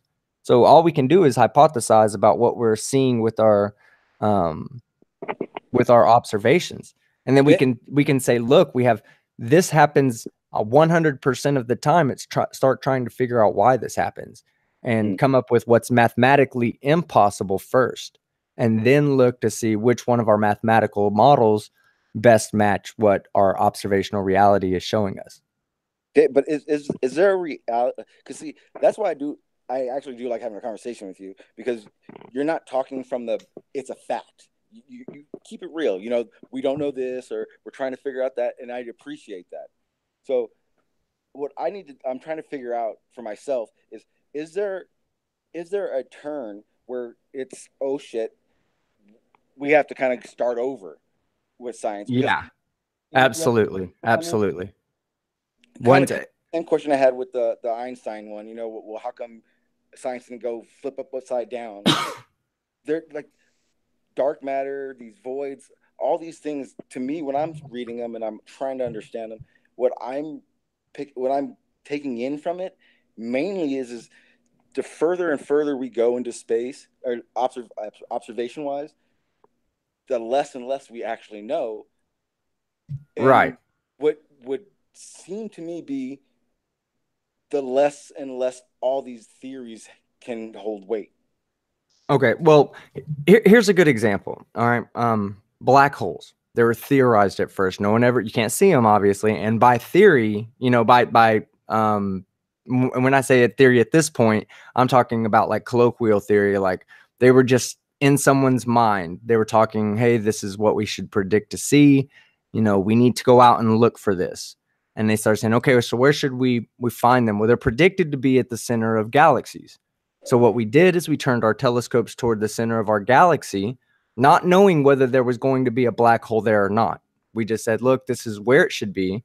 And then they looked there, and then they watched the stars orbit around that area, I believe for like 2 to 5 years or something. And they saw, when they mapped all the paths of the stars, they all seemed to cross this one point of gravity. And that point was an extremely dense point in their observation, but there was nothing there to see. But it was something was there because everything's orbiting that, and that's exactly what our model predicted to see before we ever turned the telescopes there to look. So it kind of validated what our mathematical model said at that point. Now, we didn't just generate a mathematical model. Einstein didn't go, hey, you know, black holes would be cool. Let's go ahead and write them up in math, make sure it's predicted, and then we'll go from there. No, he starts off with explaining mass in general, in general relativity. So he's explaining mass, and then he starts theorizing in his head, you know, what happens when you have too much mass and too little of an area. And then it starts bending space-time to a point at which the escape velocity is more than what anything else can do. That light can't even get out of it. So that's how it all started. It starts building this model that future scientists are able to build around, and to a point to where we can say, okay, now we can observationally check this. Now, nobody can ever go touch a black hole. That's physically impossible. Even if they really do exist and they're just like they're predicted, you and I will never, even if we get space travel, we'll never be able to go take a spoon and scoop out a little bit of black hole and bring it back home. That's just by theory and model, that's impossible. I've actually been kind of I didn't realize it, but the interstellar travel, I ran into that a couple of weeks ago, and that just blew my mind. What blew my mind the most is there a chance that they could already have done that? I mean, there's a chance, yeah. I mean, because we don't know. You know, me being ex-military, I can tell you that there's a lot of things go on in the military that they don't tell us. And they should rightfully do that. There's too many spies. If it's a national secret, you know, we don't want Russia or China getting our national secrets about space travel if we're trying to establish dominance in the space race. So who knows how far they've been? Oh yeah, you know, I spent 4 years on Camp Pendleton, not as a civilian contractor, but I was privy to see a lot of stuff. With that said, that exact reasoning is why I feel the moon landing, for instance, it didn't happen. There's no one can say that the whole space race wasn't a dick measuring contest. Well, that's a little okay. So that's something that I recently did a video on, and you know, as a skeptic, I withheld belief in the moon landing. I didn't say yes or no. I'd never really looked into it because I'm not a conspiracy guy, so I'm not really like, you know, I feel that most of the conspiracies are an attempt to feel good about oneself and feel like give oneself an inside information. But so I'm sorry. You know, you were just saying you've been in the military, so you do know that there's stuff that we don't know as civilians about. Oh yeah, for that reason, that right there is the starting point of a conspiracy. Well, okay, yes. The sure. actual term of conspiracy, yeah. We use it differently as far as I'm concerned. Yeah, no, the conspiracy about not going to the moon is, I would say, is a little different than the conspiracy about hiding space technology. The thing about going to the moon, and this is aside from all the third-party verification we've had, and that's what gets me, is like I'm blown away by the number of competing agencies that have verified the moonwalk. Okay, and there's plenty of ways to verify it. Number one, the Chinese have been back. That's our newest enemy, the China, Russia, America. You can pretty much, those are alpha countries, and everybody else is a beta country. Yeah, so but at the go same ahead. time, don't those agencies still have to report to NASA when they're doing these things? No, not at all. ESA, JEXA, trying to think of the Chinese Space Agency and Russia's Space Agency. They don't report to NASA. NASA is an American thing. Now they all collude with each other, and collude's a bad word to use because it implies that they're intending to deceive. But what I mean is they all collaborate, and because they know. Oh yeah. Regardless, like me and you, we could fight all day long. Okay, me and you could have some infighting and infighting, but the moment that a threat approaches both of us, believe it, me and you are going to help each other out, and that's like that. That's one of the. Go ahead. That's what I think. Like you were saying, because China right now is the economic superpower. They own everything now, basically. Russia, we're the mass three. And I believe that's what you just described is why they wouldn't rat each other out, basically. As long as those three know they're the top and everyone else knows that they're the top, they're going to stick together to stay on top. Okay. Have you ever watched Survivor, that show? Yeah. Okay. So there's only one winner, right? Yeah, but... Okay. So there's only one winner in the world, too. Of all the alphas, of the three alphas, there needs to be an alpha, and that's America right now. Ever since the moon landings, we have military, by definition, been the military too, but the technological advancements that America has been known for, like getting to the moon first, and not necessarily technological advances, but technological achievements. That's why it's important for America to maintain its validity of the moon. Let's say the moment that China decides, okay, well, we're just going to let the world know. Well, now you got one less superpower. That now you're just China and Russia. So nobody's going to scratch the back of someone who doesn't need to be there. Billionaires don't look out for millionaires that are, like they got $1 million. Hey, let's look out for this guy. Let's bring him into our billionaire club. No, they if they're a millionaire, they're not a billionaire. They're not at that level. That's the way it would be looked at. They would just push America off to the side. We'd become the biggest beta country in the world. Yeah, but the problem with that is they're in the process of doing that now. I mean, as far as I'm concerned. Yeah, the problem is that if China has all the money, we have a military, and Russia they got nukes. There's a circle of life, so to speak, that keeps them from trying to be, Well, you guys just said they're trying to push America into beta status already. How better to do that than by exposing the fact that they've never been to the moon? Because they'll never in their life have a military like we do. Yeah, I guess you're right. You're slightly right about. They could. I'll tell you now, if China was to grab North Korea's standing army and put it with their air force, I don't know what country in the world could stop that. Well, the thing is I think America would instantly nuke.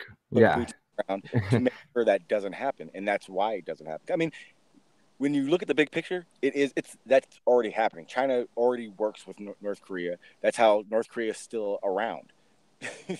Otherwise, they wouldn't be able to get supplies or nothing like that. We know they're collab with them. The thing is that the second we feel the notion something's up, we're gonna put what did Trump put, like what? I think it was 400 battleships in the Pacific, and that was kind of that's like South China Sea shit that they're trying to fuck with. And that was kind of like him going, the United States going, you guys have been meeting up a little bit too much for us. Oh yeah, no, but that even goes back. If they had a way to take away our validity, to take away the claims that we've made, the assertions, they would do it in a heartbeat. That's one of the biggest things and it's not that they said that we're faking it. or that it's not that they have not said that we're faking it. It's that they've been there and verified that the equipment's still there, that the flags are still there, that the base of the LEM was still there. I believe it was the base that they left behind. But bullshit. I don't think they ever been there. And I feel like that's like the same thing as UFOs. They'll show us images, but we'll never get an HD image of these things up there. That, I mean, and we can look around, but there's really not. Like, it's just extremely peculiar to me, for one, that if you look at anything, I don't give a fuck whether it's candy or electronics, everything has advanced from 1968 till 2018, except for moon landing technology. They conveniently fucked up the technology and lost all the telemetry data, whatever, blah, blah, blah. And they can't duplicate it and go back. Like, that doesn't strike you as puzzlingly odd? Not at all. Being as somebody that worked with electronics, well, let me address that, because I did. That's one of the questions I always had when I was riding the fence on. Like I said, I never believed in the moon landing, nor did I believe it was a conspiracy. I just never put forth the effort and the desire to stand on a position. Now, I can tell you that when you read up on it and they talk about, number one, people talk about the Van Allen radiation belts. They talk about what was covering the LEM and how they could have survived that. A lot of people don't realize the LEM wasn't exposed to the Van Allen radiation belts. There was an entire capsule around the LEM while it was going through that portion, which adds extra protection. Number one. Number two, we have advanced our electronics from the points that it was at during Apollo 11 and on to a point now that we have to worry about not just quantum tunneling, but we also have to worry about cosmic radiation, where before the electronics wouldn't be so jacked up by a single electron misplaced in a complex electrical system that could ultimately lead to a disaster. So to prevent that from happening, we do need to figure out better ways to protect. Dude, not just if they can send a satellite into space with all this intricate technology and this, that, the other, blah, blah, blah, it's the same technology that they could put into a craft in order to take people. So that's just kind of like that just makes no sense. I mean, I understand where you're coming from, but at the same time, no. But satellites aren't most satellites aren't as big as the LEM was, and they're not going to be as big as Orion is going to be. This is true, but there still exists a foundation for them to further develop the technologies that they have that they know already can exist or function properly in these elements or lack thereof in outer space or whatever the case may be. So it's not like it's a complete start from scratch and they have no platform to launch from. So like I said before, from 68 or whatever the case may be until present day, and whether it's electronics or materials that they build the craft or the rockets out of,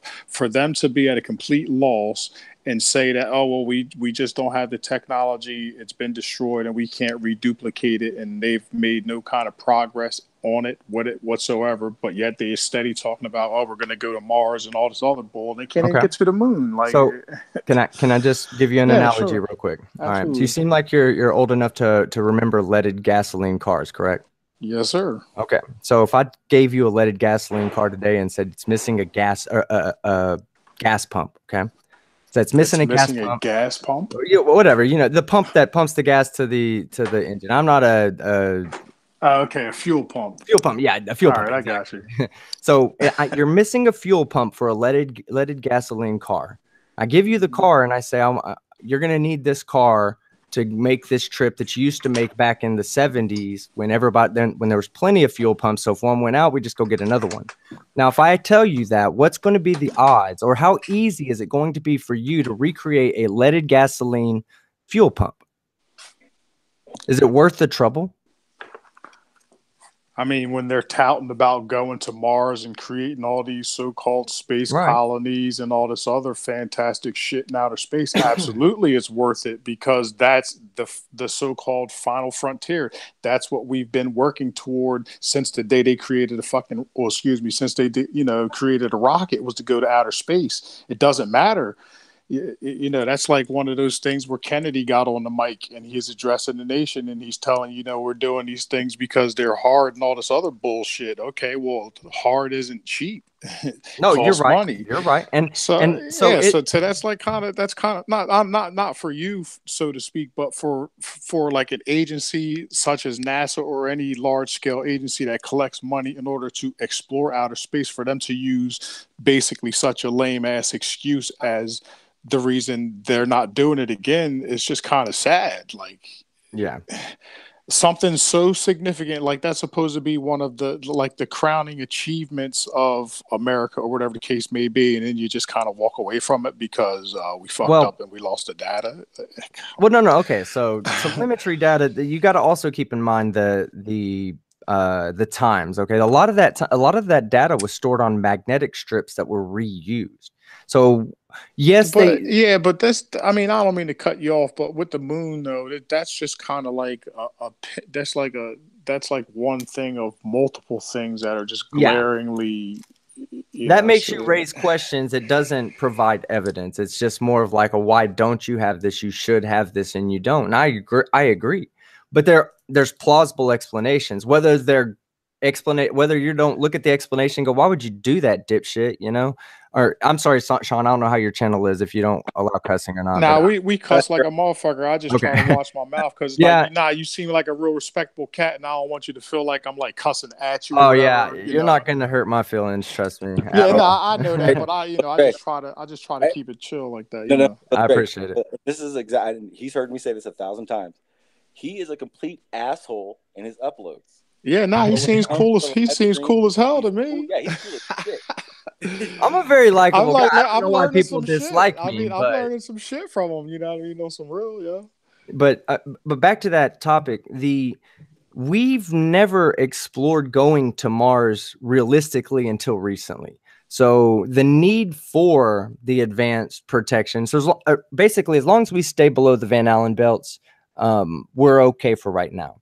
With the current technology that we use on our spacecraft that we're putting up there, like ISS and a few other things. Now, getting through the Van Allen radiation belts, that's going to be the tricky part now. And that goes back to saying that we've gone through a transformation of micro miniaturization in our electronics. Everything's getting away from the older electronics and going into transistors, and we're putting more and more transistors closer and closer together. Now, in quantum physics, we understand something called the quantum tunneling. And it's basically saying that even with a barrier between two spots, if you put these two spots close enough with a barrier between them, if there's always a possibility, a chance that an electron is going to end up on the other side of that barrier because it resides within what I think it's called its de Broglie's wavelength, I think is what like definitively defines the distance of the quantum tunneling possibility. So we have to make more and more protection between these circuits to ensure that electrons, not just from the from the transistors next to it or the electrical lines next to it, but also the electrons that are coming in from the cosmic radiation and the charged particles that are coming in, that if they get into the electronics, they will absolutely cause an anomaly, an electrical anomaly. And what if that electrical anomaly is shutting off the oxygen tanks or firing the boosters that when it doesn't need to? Now, with that being said, if all of these mechanical and structural components are at risk, obviously, how can something as delicate as film, make it through 2 trips, come back untouched? You have protection. You have shielding. Right? Shielding, exactly. Okay, so now are these people that inept in 2018 that they can't develop an effective shielding? Well, come on. Okay, seriously. So back to what I was saying, and if you're not familiar with quantum mechanics, there's a little bit. Now, I'm probably not as versed as you are, but I'm familiar with quantum mechanics and all that stuff. So there's with quantum tunneling, this is an absolute thing. It doesn't matter whether you're in space or on Earth. We're getting to a point where electronics is reaching a size that quantum effects can actually change the desired outcome, and you don't want that to happen, especially on spacecraft. So that's why we're at a spot on Earth that we're getting it almost as small as we can get without coming up with a new technology that's even better, that allows for us to, you know, to not have to worry about quantum tunneling or be able to eliminate the effects of quantum tunneling. There's just, once we get all this figured out, it'll be much easier for us to protect and send our electronics, and have more detailed electronics to go up. Now, right now, we don't have to worry about it because we're within the standards right now. So the electronics on the ISS are fine. The electronics that are in low Earth orbit are fine. Probably the electronics that are in more of the geostationary positioning and the, or not geostationary, I'm sorry, the ones that take like Himawari 8 that are around, you know, more than 5,000 miles, we'll say, from the Earth. Once you get outside of that outer radiation belt, you're going to be having charged particles coming in. And if you put on the more and more protection on the outside for those are relatively small objects. So you're not talking about a lot of material going onto those. When you're talking about the Orion spacecraft and the, you know, shoot and sending up, you know, different modules through the radiation belts, it does get a little tricky. And it's more it's not so much for the people inside. It's more for the electronics. So there are basically right now you're telling me that there are craft that they have developed that are capable of exiting or entering and exiting the Van Allen belt.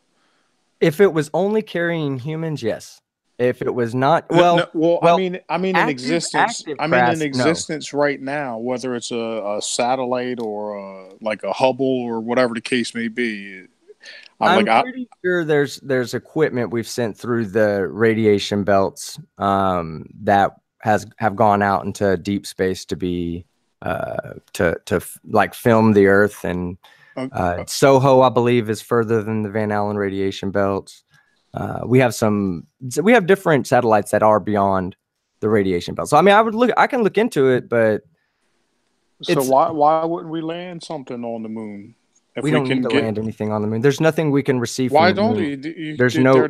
They're talking about. They've been talking about for 25 years how the moon could be like a launching pad, so to speak, into outer space or deeper space anyway, because of its its location. You don't have to use as much fuel for whatever they can use. There was like a big talk about helium-3 and all this bullshit that they have resources on the moon that they So why not? If we have the capability to send whether it's a satellite of some sort beyond the Van Allen radiation belt, why not send some sort of craft to the moon, set up a live feed, do anything, just something simple. It doesn't have to involve people, but they won't do anything like that. Why? If they had the technology to do it, and it seems like they should have the technology to be able to do something like that. I mean, we went one step forward. We went one step past that, and we put a rover on Mars, and people don't believe that the rover's on Mars. Why would they even believe that there's a rover on or a camera on the moon? Well, think about it, dude. They were driving a rover around Mars. They were driving it from Earth, and they're supposed to be like maybe a 20-minute delay or something like that from Earth to Mars. Like, no, it's not 20 minutes. Well, I guess it depends on where Mars is. It's 8 minutes to the sun. So if Mars is on our side of the sun, it's probably more like 2 minutes, 3 minutes, maybe. Right, well, I would need to look it up, but yeah, it's 3 minutes. Even if it is like 3 minutes or 2 minutes. Mars is on the opposite side of us. It's not between us and the Mars, or us and the sun. It's actually the next planet after us. So it would be. I think it's like 20 minutes. I don't know. It might be 20 minutes when it's on the other side of the sun. Well, anyway, when these people supposedly put this rover on Mars, from what I understand, the transmission time was probably about 20 minutes, somewhere in that neighborhood. And they drove this thing around like they were sightseeing, doing experiments in the whole nine. So, like, how do you actually navigate something and perform tasks with a 20-minute delay in between? Like, you know what I mean? It doesn't even. I mean, you would have to. I don't know, because I've never sat there while they've done that. So I've never even seen the videos of them doing that. So I don't know. I don't think it's done live. I think it's done more from satellite imagery that we've taken before and satellite imagery that we have now, and we can kind of like plan their trip out. So we can send information there for what it's going to do next over, like, let's say the next hour or the next 30 minutes. It might take 20 minutes to get there, but once the rover receives it, it begins whatever mission it's been told to do. I don't know that there's somebody that's actually controlling it, because like you said, if it's 20 minutes sounds about right. I mean, I've seen videos where, you know, because I'm kind of like into that kind of shit and whatever else, and I've seen videos where the guy's actually talking about he's driving the rover and he spotted something that looked a little peculiar or whatever, and then he used such and such tool on the rover to go down and like take a sample. So no, they actually. They actually talked about driving the fucking thing and actually, you know, seeing shit that looked peculiar or interesting or whatever the case may be to grab samples. So it's not like they programmed it with, an hour and a half worth of instruction and it just did its own thing. Okay, so when you're telling that story, I would need to see the, you know, the files behind it. How long did that take them to do? Did it take them 2 hours to drive it a little bit and notice it on video and say, hey, turn around and go back? And then, okay, remember, did you see this on the video? We need to go back to this area. And then they send it there. I'm going to try to find that video. Please do. Give me a link to it if you can in the side chat, and I will, I'll definitely look into it, because I haven't really looked too much into Mars either. I'm more of a physics guy. I'm more of the I'm just kind of like picking your brain. Like these are things that they've actually claimed to have done. You know what I mean? It's just like, now nothing you've told me so far seems extremely extraordinary. The moving of the rover. If the guy's claiming to do it in real time, yes, something is absolutely wrong with that. If the guy's not claiming to do it in real time, if he's talking about, you know, if he's telling us something that we would hear and perceive as him doing it in real time, when it really took him 2.5, 3 hours, that because he had to send a signal to stop what the rover was doing and start doing something else. And then the rover had to wait for the signal to get there. And then it went and started to do something else at that point. I mean, I don't know. I would have to see it. But it's not, to me, that's not fantastical yet. That's not worth saying, yeah, that's, you know, controvertible evidence right there. Well, no, I'm not trying to say that it's controvertible evidence. I'm just using that as an example of that, like, to me, is one of these things that seems far-fetched when they claim that they can do all these things, but yet they just completely bypass the moon, which would be easy to put a vehicle of some sort on the moon and do just as many experiments, if not 10 times more, and broadcast it live. But they don't do anything like that simply because they can't. Well, I wouldn't say simply. They can't They can't. It's kind of right. Hey, they can't. It's kind of right with their current technology and their current spacecraft. They can't. But that doesn't mean they can't do it eventually. They can't go back and say, okay, we're ready to send men to Mars, because we're not doing that this year. We're not except for according to what me and Sean were talking about. Let's say there was a space program that's going on behind our backs, and they're already sending, space Marines to Mars. Whatever. We're going to stick to what we think is going on. Right now, they're not sending anybody there for probably 3 to 5 years before you see your first human being go to Mars and come back. So right now, they are working on developing technology that's both efficient and cost effective. You can't put a bunch of lead on the outside of a spaceship because lead's heavy. It's going to weigh it down. So you have to find other materials and substitute the ability to be an electrical insulator with not having to have so much weight on it, similar to like gold and aluminum foil is. So that's what they're working on now. Until they get to that point, there's not an argument for or against it. For the moon, maybe, but not for Mars. Mars is something that we're not technologically ready to send humans to Mars safely yet. They're not even technologically ready to send people to the moon. That's debatable. It's debatable. I believe the moon landing happened. I didn't just blindly believe it. So, I stand by my guns on that. I'll always believe it until someone comes out and says they didn't do it. And I know a lot of people have said, happen. Right. And a lot of people quote mine that Buzz Aldrin interview with an 8-year-old child. And I'm like, look, regardless of whether we win or not, that's not what he was saying there. He was talking to an 8-year-old girl, and he's like 90 years old. You know, I mean, he's somebody that he just spilled beans. He's tired of all the bullshit. He's tired of being come on. clowned. That's exactly if he was what spilling it all is, the beans, he would have just continued to let them spill out right then and there. He wouldn't have said 10, 15 different times in that same interview referencing going to the moon just to accidentally slip up one time and say, yeah, because we didn't go. I don't think he slipped up, honestly. I just think the guy kind of said what the fuck was on his mind, and then, you know, after that, he just kind of went with the flow and tried to just make it seem as... I don't think he even caught himself. If he did slip up, he didn't even attempt to catch himself, in my opinion. Like, he would have had to watch the video later and go, oh, shit, I said that, and I wasn't supposed to. You know, because to me, it just looked like he very organically kept moving through the conversation, which is, again, why I attribute it to him, his age, and him trying to dumb down to an 8-year-old what the answer to a question. That's a very tough question. You know, why haven't we gone back? I want to know why we haven't gone back. Now, I can see why. I understand their excuse for why don't we go back, but how much did we learn in the late 60s and early 70s? Is there not more that we can learn, or that we can learn? I'm sorry. Is there not more that we can learn from the moon? There's no need to go because we're not going to put ourselves in any more of a political power position by dominating the moon because nobody else is going there.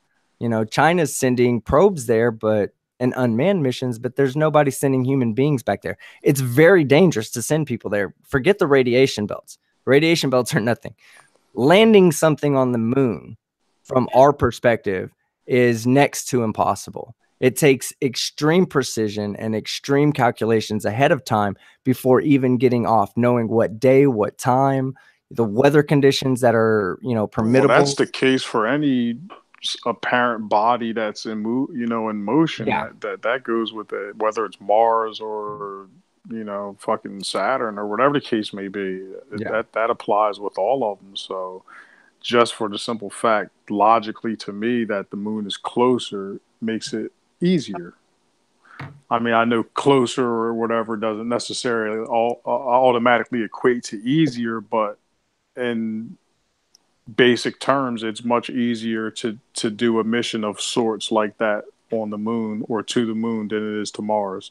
And it just kind of, personally to me, it's mind-boggling that they will keep pushing a narrative of we're going to Mars by, it used to be 2020, then it went to 2030, now it's like 2050 and whatever else the case may be. But it just kind of blows my mind that they would completely bypass the moon, which could be, what they would call a launching pad, so to speak, because you don't have to break Earth orbit anymore, blah, blah, blah. Why would they completely bypass it and just not even try to establish anything there? And instead of launching from Earth, then you can just launch from the moon. Yeah, you can use hydrogen.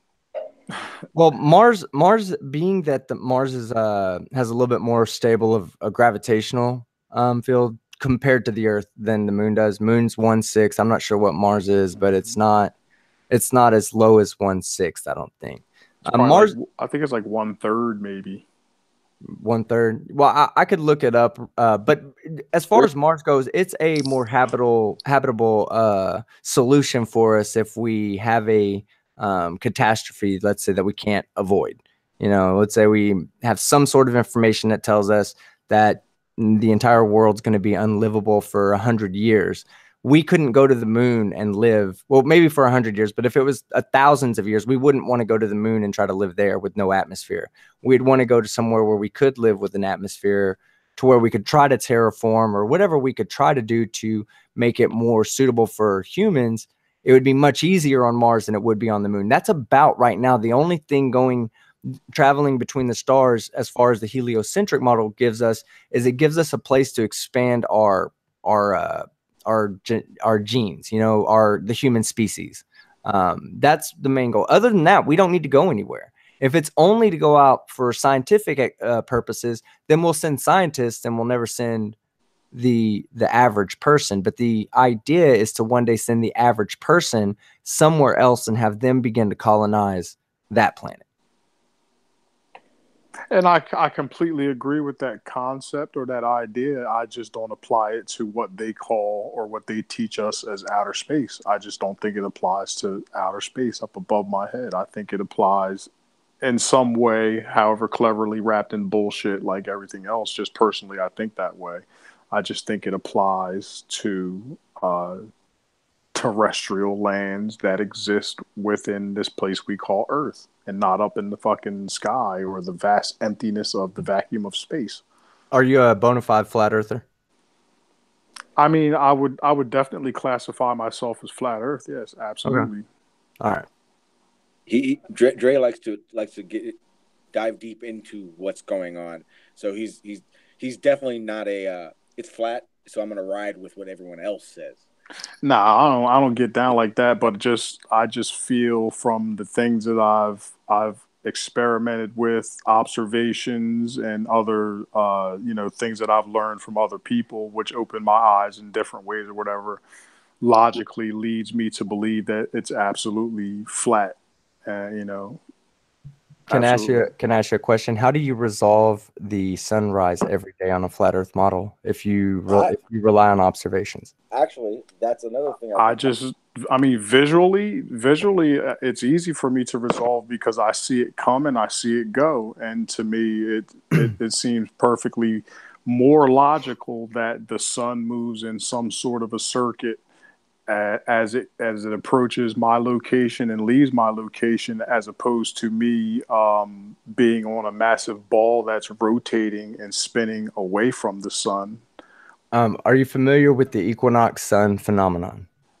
Yeah, where the day lengths are equal with Well, night. no, not necessarily day lengths, but there's a very particular phenomenon that defines the equinox worldwide. I know what you're talking about. I know what you're talking about. Okay. So if you're on the equator at the equinox, the sun will rise due east, travel in a straight line over your head, and set due west. How do you explain that on a flat Earth that has a sun moving in a circle? Okay, so here's this is what I was saying earlier in the chat about wanting you to see. I'm making an upload right now. I'm doing my little edit part of it. The issue I'm having with, because the sunrise sunset thing has been big right now. That's like what everyone's talking about. The issue is we know that the atmosphere is made up of water molecules and whatnot, correct? Uh-huh. Well, then we know that space isn't nothing. There's stuff there. The Van Allen belts, whether it's a physical thing or not, it would still affect stuff. Mm-hmm. Solar. Why don't we see the sun's light rays distort during solar events? Solar flares. Why doesn't the atmosphere toss the sun's rays around like as if we sprayed a water mister into a light and it would bounce it around everywhere? I'm really glad you asked that question, Sean. Okay, because this is one of the things that is the hardest thing to do is try to visualize what you're asking from the perspective of the actual heliocentric model, which has a sun that's 100 times bigger than the Earth. So when we look up in the sky, we see the sun at a very small circle. So we assume naturally from our senses that the sun is smaller than the Earth, because we can't possibly imagine this in our head without first understanding that it is. Okay, so in other words, like if you were, a 3rd century astronomer, or not astronomer, let's say a 3rd century baker, and you walked outside and you looked at the sun, you would never think that the sun was 100 times bigger than the entire planet that you're on. You would and this is according to our model, of course. I know from y'all's model it's not, but I'm speaking from just the heliocentric model. So when we look up, we see this ball that's much, much bigger. So when you're talking about why doesn't it diffract or diffuse or anything like that, it's because the sun is literally covering the entire sky. Like it's not little and just above your head. It's across the entire sky. It just looks like it's little above your head. Yeah, and that's kind of what my what I'm uploading is going to be about, because what I did is I did the scale thing with the ball and used one of those little, what do you call them? Damn, every time I say it, I forget. Foosball. Yes, the foosball. Mm-hmm. And and had this with the same effect with a 3.5 million candle light flashlight, and it doesn't only cover half. It literally, you see the light on the other side of the foosball, not beyond what we would call a Terminator line. It actually kind of wraps around the ball a little bit.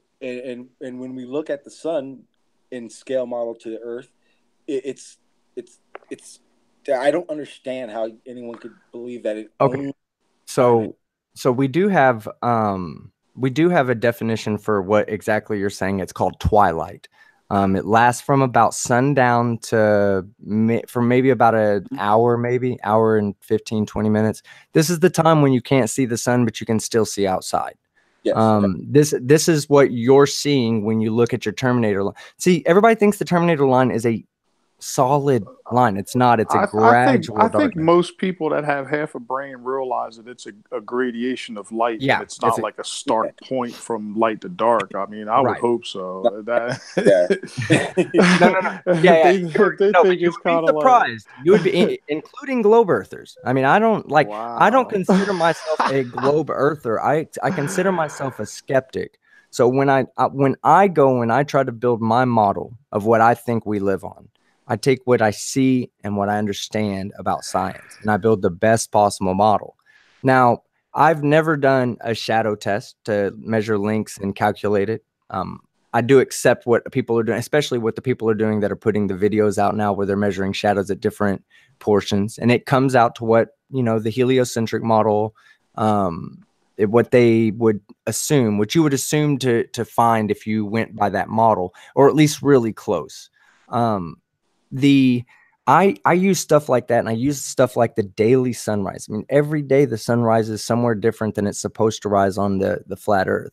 I use the distances between the known distances of land. I mean, we can postulate about the distances between lands, like from one continent to the next. But I mean, who are we kidding? We can only really measure out the land. I mean, we can physically measure the land. For over the water, it's a little bit more difficult. But even over the land, we don't get anything that's even close to what matches observational reality with a flat Earth. Could you say that there could be if, say, there was more land that we weren't able to observe ourselves?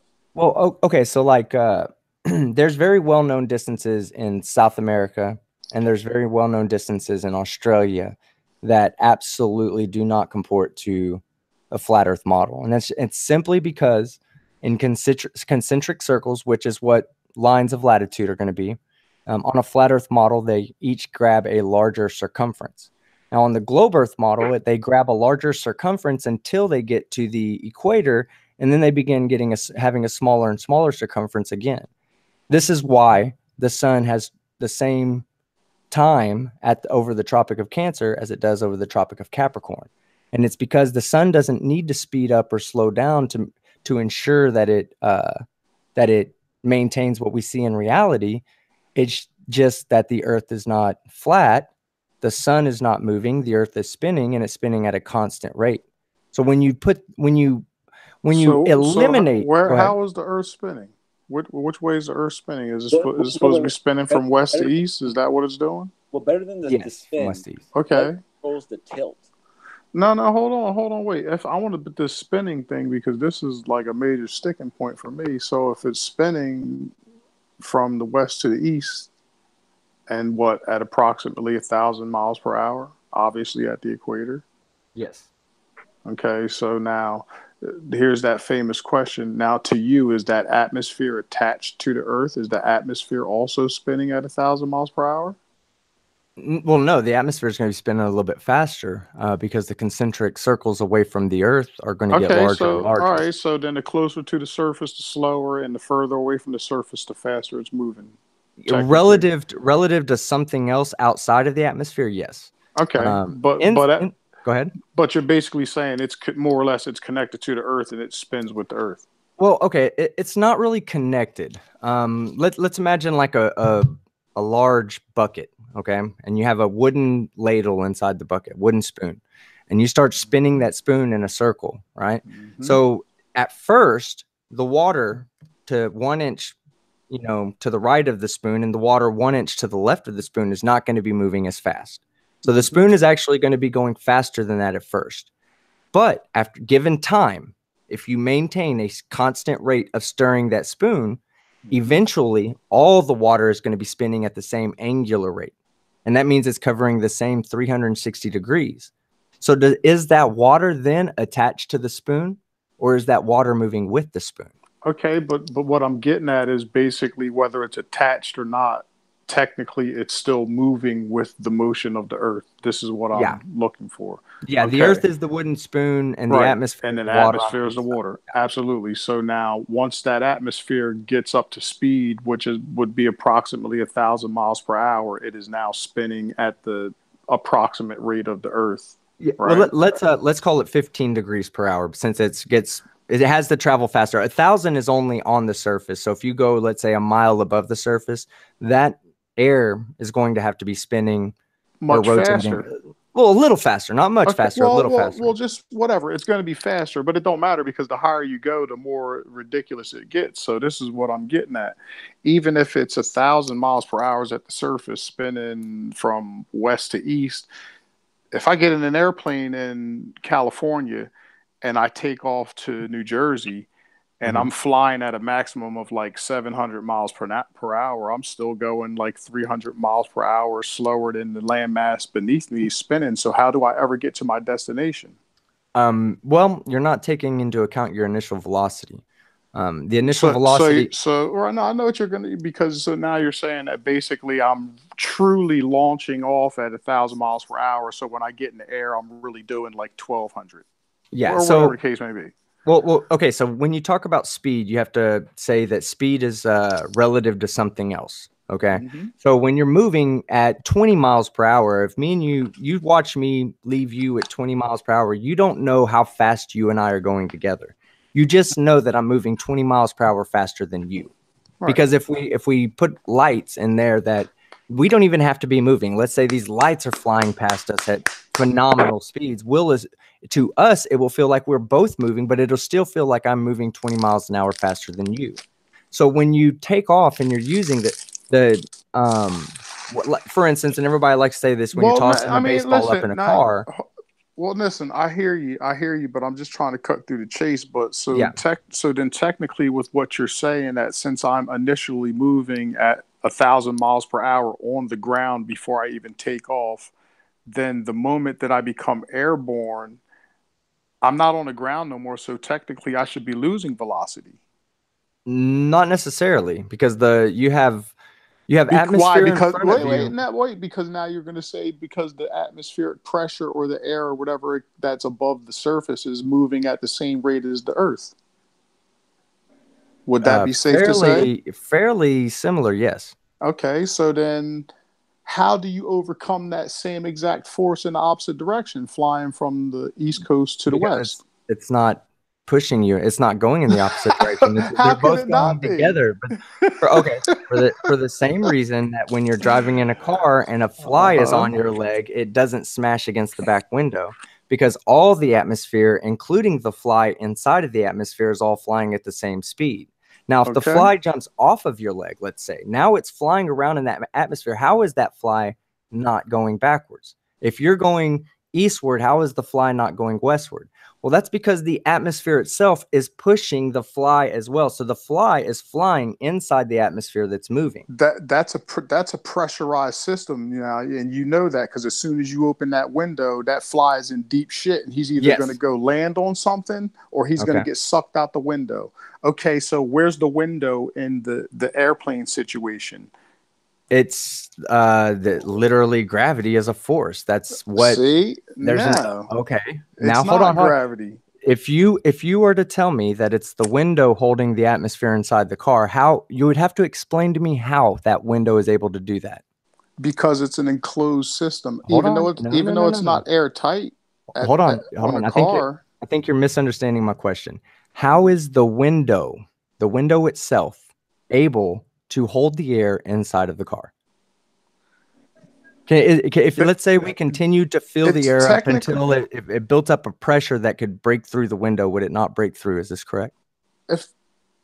Well, this first of all, it's not a perfectly sealed environment. So if you increase the pressure in the car, it's going to escape somewhere before the window breaks. We're saying, hypothetically speaking, it's a enclosed environment, and you have one window. You have a fly on your leg. He's able to fly around in the car with ease at 100 miles per hour.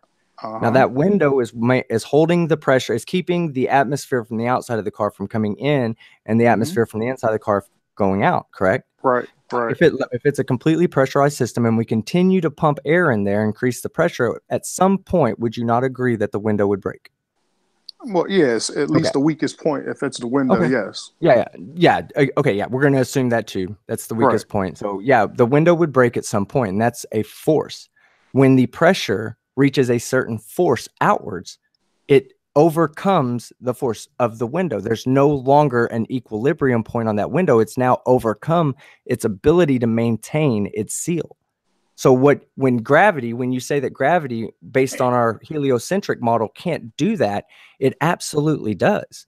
It pulls down, it pushes a force downward that is equalized to the force of the atoms pushing away from each other. So what is gravity pulling down on that's allowing this to take place? I mean, each individual molecule is being pulled down independently by colloquially speaking, it's being pulled down. That's to say Newton's to speak on Newtonian physics. Yes. Okay, so gravity has the ability to basically affect things on a molecular level or whatever you want to call it. Like it's such a minute scale. I mean, it'd be safe to say that gravity affects everything independently. Every cell in your body is affected by the gravitational pull of the Earth, independent of anything else.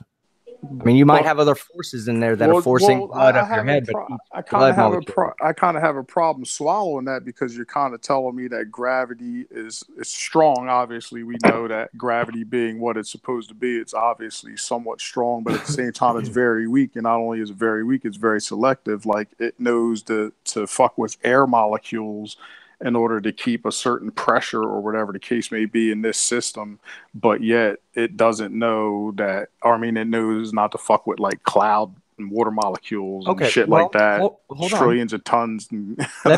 So let's talk about gravity for a second, because I understand what you're saying, and there's some easy misconceptions that you're not aware of.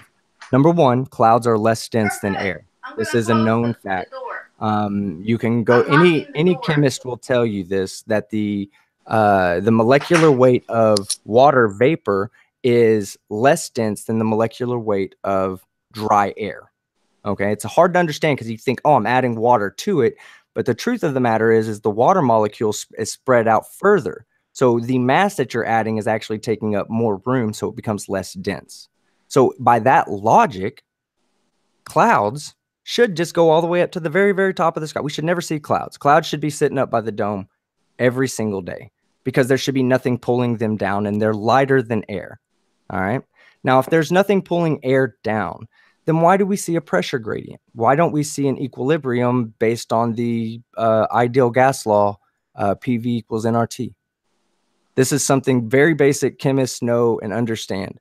I work with pressurized systems. Listen. I hear you. I hear all that stuff and whatever, but there's just too many things. Like, you know, like we're talking about the movement of this atmosphere, and we're talking about the clouds, but yet we both kind of agree on the idea that the higher you get off the surface, the faster that the atmosphere is moving. But yet on any given day, you can have clouds going in a complete opposite direction of what the supposed spin of the Earth is. Well, yeah, how does that occur? Well, there's pressure gradients. There's pockets of low pressure, pockets of high pressure. We understand pressurized systems. We understand we have two pressure systems next to each other. One will try to equalize with the other one, and they'll both try to equalize with each other. But there's generally a movement from the high pressure system to the low pressure system. So then how do you explain the vacuum up against the non-vacuum? Well, it's not a vacuum. That's the thing, is that it's this is what they tell us. Well, it's a vacuum. Eventually, it gets up to, well, that again, I was being controversial about that, or I controverted that idea, is that nothing in space is a true vacuum. So yes, once you get up to about 1,000 or 2,000 kilometers in the air, the molecules become very, very far spaced apart, like kilometers apart. but there's still a density to it. Yeah, there's no such thing as zero atmosphere. Well, we haven't experienced it. Yeah, and then okay, so Sean makes a good point about, you know, saying that maybe the firmament is really the radiation belts, because to anybody who believes the firmament is a solid barrier is completely wrong. There's the easiest way to understand this is that when you buy an oxygen tank, and I work with oxygen tanks. So when I buy an oxygen tank, I screw on a pressure regulator. It tells me how full it is. Okay, now as I let the air out of that pressure regulator and it goes down to the bottom, if gravity wasn't a thing, then you would have I mean, okay, no. If I'm trying to explain this in a good way, you don't have to turn the bottle upside down, okay? Because the molecules inside the bottle are all still pushing out in all directions.